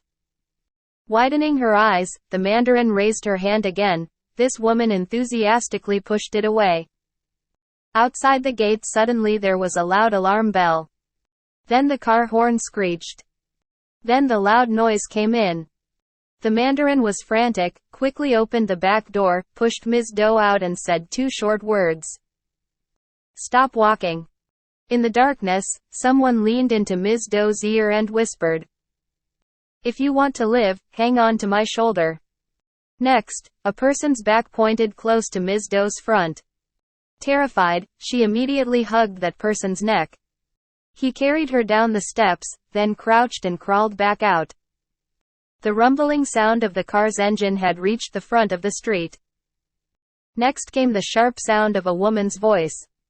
"Are you awake or have you gone to sleep?" Inside the door of the private house, the government official said as he walked. "I haven't slept yet, I'm still waiting for you. Why are you home so early? Have you seen him?" On the street, there was a high-pitched voice. "Why are you breathing so heavily?" Then there was a high-pitched sound at the door of the private house. "Who opened the back door? What are you doing? Where is the money coming from? Whose clog was left there? How did the mattress cover ring like this?" There was a few sounds of stomping feet, then a howl. "You kill me. If you do this, heaven and earth will die. This. Here's a knife, stab me to death right now. How humiliated I am of you." The person carrying Ms. Doe then crawled into the bathroom. He put her down and leaned into her ear and said, "Where are your clothes? Take it and change it." Then he came back out. There was a screaming sound from the investor's head. "Where is Bien Tu? Come here. Up, right here." A long sound lasted at the tear camp. Then there was the sound of running footsteps. Finally, a question filled with anger. "Is that Bien Tu? Your father and mother. Kill your father and your mother. Which one did you put in here just now? Tell me now. Tell me now. Otherwise, she'll tear you apart now." There was a momentary pause to give way to mutterings and the sound of hitting bars, then the angry voice continued. "No, your father and mother. Kill your father and your mother. No, if she goes down to the camp now, you will have to die with her." The last few hours seemed to be accompanied by a loud scream, a very long scream from the investor's house down to the temple, like a hammer hitting Ms. Doe's ears, making her palpitations even stronger than before. A man tiptoeing into the bathroom will say, "Go rat." Then he grabbed the hem of her shirt and pulled her to the back of the camp, made her walk around to the palace gate and kicked her out. The roar in the palace has not completely stopped. Chapter 26. The drum on the hut has been keeping watch from time to time. Dewdrops drip onto the scattered leaves. The sky outside the palace gate was just a cloud of darkness, people could not see more than 3 meters away. Following the sparkling light of the ponds and fields, Ms. Doe made her way to the restaurant for lunch, intending to ask for shelter until morning. The door is still open. In the kitchen, the lights are on. The financial tables discussing shrimp nests are tying up the general managers in a black and red game. Catching a glimpse of Ms. Doe hanging outside the door, a skinny woman in half-country clothes, wearing a linen mask stood at the doorstep and asked, "Who's that guy staring at you?" The fear had not yet passed. Ms. Doe timidly stepped in to say a few shaky words. "Dear lady, I was detained in the palace before being released. It was too dark to go home. She blessed me to sit there until morning." "That's what you asked the landlady. I am also a guest." The old lady from the restaurant just came out from the room. "Was your family tied to that pillar at noon by Mr. Li Dong?" "Yes. Accommodation costs 2 cents a night. If you don't eat rice, eat gifts." "Sir, I really don't have any money in me, I don't want to sleep, I just ask you to let me sit here for a while." "You don't have any money, are you here to steal from them?" The guest showed kindness. "Please let her sit here for a while. I see her face as gentle, not a thief." Then she sat at the counter, and she asked why Ms. Doe was tied up and imprisoned. And after listening to her tell the whole story of the house, she felt embarrassed. "Do you want to go to work now?" "What are you doing, ma'am?" "In the breast. I'm not the one sending people, but if you want to work as a nanny, I can recommend a place." "Ma'am, where are you?" "I'm Mr. Koo Pulse's wife and I'm here on personal business. Now the government needs some nurses. If you want to do it, I'll bring it in." "Ma'am, I'm just a child." Mew Koo laughed mockingly. "This guy is just wandering around. If you don't have children, what's the point of being a nurse? Besides, working as a mandarin's maids, eating well, dressing well, and earning a high salary, is it better than staying at home with a moldy dress, eating rice and potatoes, and not earning any money all year round? But I'm still a baby, who can I give it to? Hiring someone to take care of you, then using your own salary to pay, is still boring." Ms. Doe seemed to be puzzled, so she asked, "Then when will we leave?" "It's most convenient to leave tomorrow morning." "If so, I can't go. Because the power is still in my teacher's house. Only if the teacher is willing to let me go will I go." "Is your house far away?" "Not too far. From here to my village, there are only 8 lotus trees." "Is there a way to drive?" "Handcarts can reach the middle of the village." "All right. Later, let me go back and discuss with my uncle to help him. If he is willing, then I will lend him 10 dong to make clothes, then pay me the next month's salary." The financial tables were discussing how the shrimp nest had just dissolved, because some men had run out of money. The winners loudly called the restaurant to serve the wine. Mew Koo also told the restaurant to give her some food so she could eat temporarily and told Ms. Doe to sit next to her. But she definitely refused. When morning came, Mew Koo sent her to rent a car to Dong Exa village, then let her sit with her. With the power of the Mandarin and the happy scenes of the family's servants mentioned in the story along the way, Mrs. Koo made Ms. Doe forget the horrors in the palace and accepted her as a kind, well-rounded person. The car arrived at Dong Exa in the middle of the day and people brought rice from the plowman. The whole village was surprised to see Ms. Doe sharing a car with a woman, who in their eyes considered it luxurious. They looked bewildered, curiously following the two from the moment they got out of the car until they arrived at Mr. Doe's house, as if to see the end of that strange thing. Mr. Rooster, like Dan, was extremely happy the moment he saw Ms. Doe step foot into the gate of the house. But his impatience had to be stopped immediately because he saw a woman screaming behind her. Inviting Mrs. Koo to temporarily sit on the broken cot, she gently asked her husband about the situation in the house from yesterday morning until now. It turns out that the rooster has recovered from his malaria today. When she was away, Tiu was still brought there by the old neighbor and hugged tightly. There was the sound of the youngest children entering from the gate. The old lady next door heard about her return and quickly brought Tiu over to return it and ask about Chi's affairs. On Fu? Ms. Doe tearfully told Ms. Koo that she was the #1 benefactor in her life after all. Quickly came out to welcome Tiu and thanked the old woman sincerely and touchingly. Dan ran out and hid behind his mother. Rubbing the boy and shyly looking at Mr. Doe's face, her cheeks suddenly turned red. Opening with the sentence that the old man is too kind, her stories from the palace are reviewed with the whole family, thoroughly from beginning to end. Mr. Doe felt impatient when he heard the moments she had to resist the demon of lust to preserve the purity of her body. And he smiled proudly when he heard his wife's victory. Mew Koo replaced Ms. Doe's words and concluded by saying that she met her at the restaurant and wanted to take her to the Mandarin's palace to work as a wet nurse. Then she asked Mr. Doe, "I came here for just that. If you're willing, I'll be here waiting for you to come with me, otherwise I'll go to the province now." Mr. Doe still looked confused and thought about it. Outside the gate, people from Trong Li's family came in to collect money. Miu-ku took the opportunity to jump into his story. With a house scene like that, the couple just stays at home together until they die? I thought it was right for you to let your aunt go to work.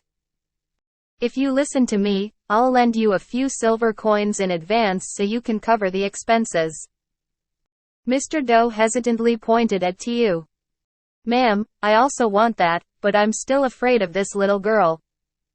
His mother is away, how can I raise him? The old lady next door responded.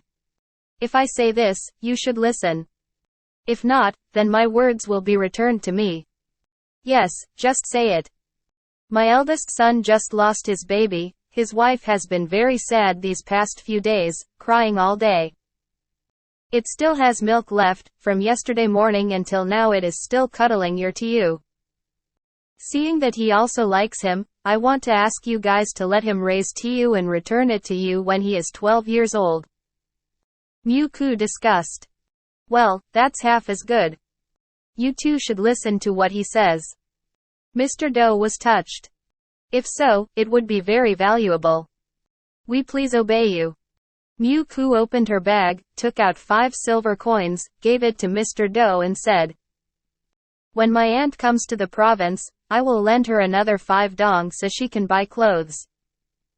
Ms. Do sent her neighbor's children to go buy chicken eggs and fish sauce to make a feast for Mrs. Ku, and invited the old woman to stay and welcome guests to help her. As the sun set, her son and his wife went to Mr. Do's house to ask for the Tiu to bring home. While holding the child in her arms, she couldn't help but shed tears. And those tears continued to pour down her cheeks one after another, then flowed out like a stream, when she said goodbye to her husband, said goodbye to her children, said goodbye to the thatched house in the corner of the bamboo and followed Mrs. Ku to the station to take the train. Trung Sun Province to enter a new life. Chapter 27. The fire turned off the pot of boiling rice. The chef leaned his arms against his ribs and laughed. Eating potatoes is so beautiful. 3 children, still as youthful as an 18-year-old girl. It's just a pity that the 2 hibiscus are a bit saggy. The driver came in from outside the yard. It's so miserable for me. I was still young, but when I saw my sister, I thought it was my house. Hey, let's go step by step. What a crime to stay with a guy who has dirty hands.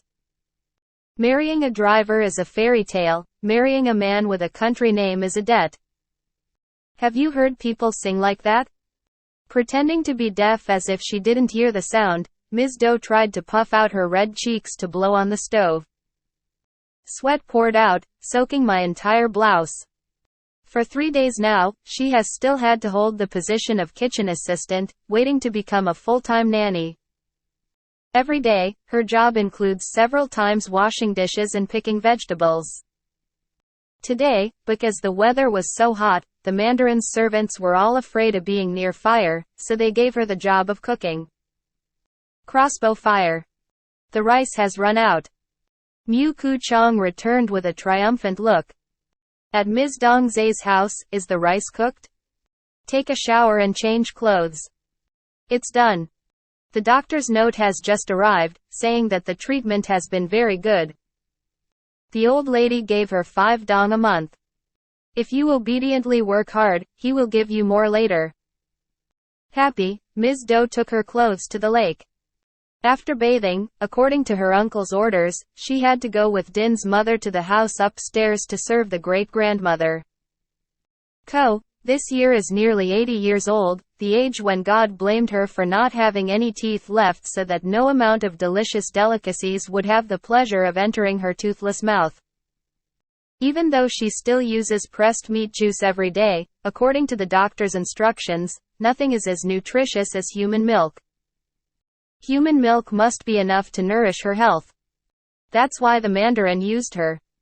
Like Mrs. Din, her job is to use a 2-nozzle rubber nipple a few times a day against her breast to pump out milk for breastfeeding purposes. Even though work is tiring for a while, it's also leisurely and never has to drool under the sun. From then on, every day was the same. Other than doing her duty and serving the ladies, her time was only to love her husband, miss her children and look forward to the end of the month so she could receive her salary to send home. The mandarin's rice was like water from poplar branches. It washed her crisp black skin into a pale skin color. Along with that, she also has sharp eyes and bright lips, making her an interesting person. The mandarin expressed his sympathy for her. When he was absent, he often called his sister to give small instructions.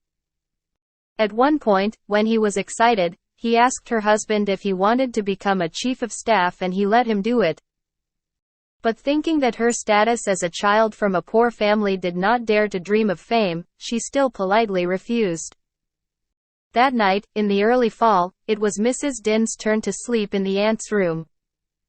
While the nurse's room was alone, there was only her with a glimmering flower lamp on the bell lock box, Nurse Din's clothes box. The drizzle of raindrops seemed to evoke sadness in those far from home. The hardships of her husband and children suddenly appeared before her eyes. Can't stand still, can't sit still. Sadly, she unpacked the shirt she had asked for from the girls, cut it and sewed it again, so that when she was allowed to return home, she could bring it back to her children. It was late at night, she felt back pain, so she lay down on the bed, thought for a while, then got up and sewed again. Unexpectedly, she was so tired that she took a nap and fell asleep. While dreaming, she suddenly felt like someone was touching her chest. Startled, she woke up. When did the American lamp turn off? The door closed. It was dark in the room. Panicked, she grabbed that hand and asked in a startled voice, "Who is it?" Her ears felt a little rumbling as if they were being brushed by short whiskers, and then she heard a whisper. "Me. I'm here. See you. Here. Lying quietly. We were born as servants. Speak softly. Turn off the lights in tiled houses like cottages. I don't need any of that." Letting go, she quickly got up, opened the door and ran out into the yard. It was as dark as ink and like her future. At the end of the work, please support me with the like button and subscribe to the channel to listen to more works.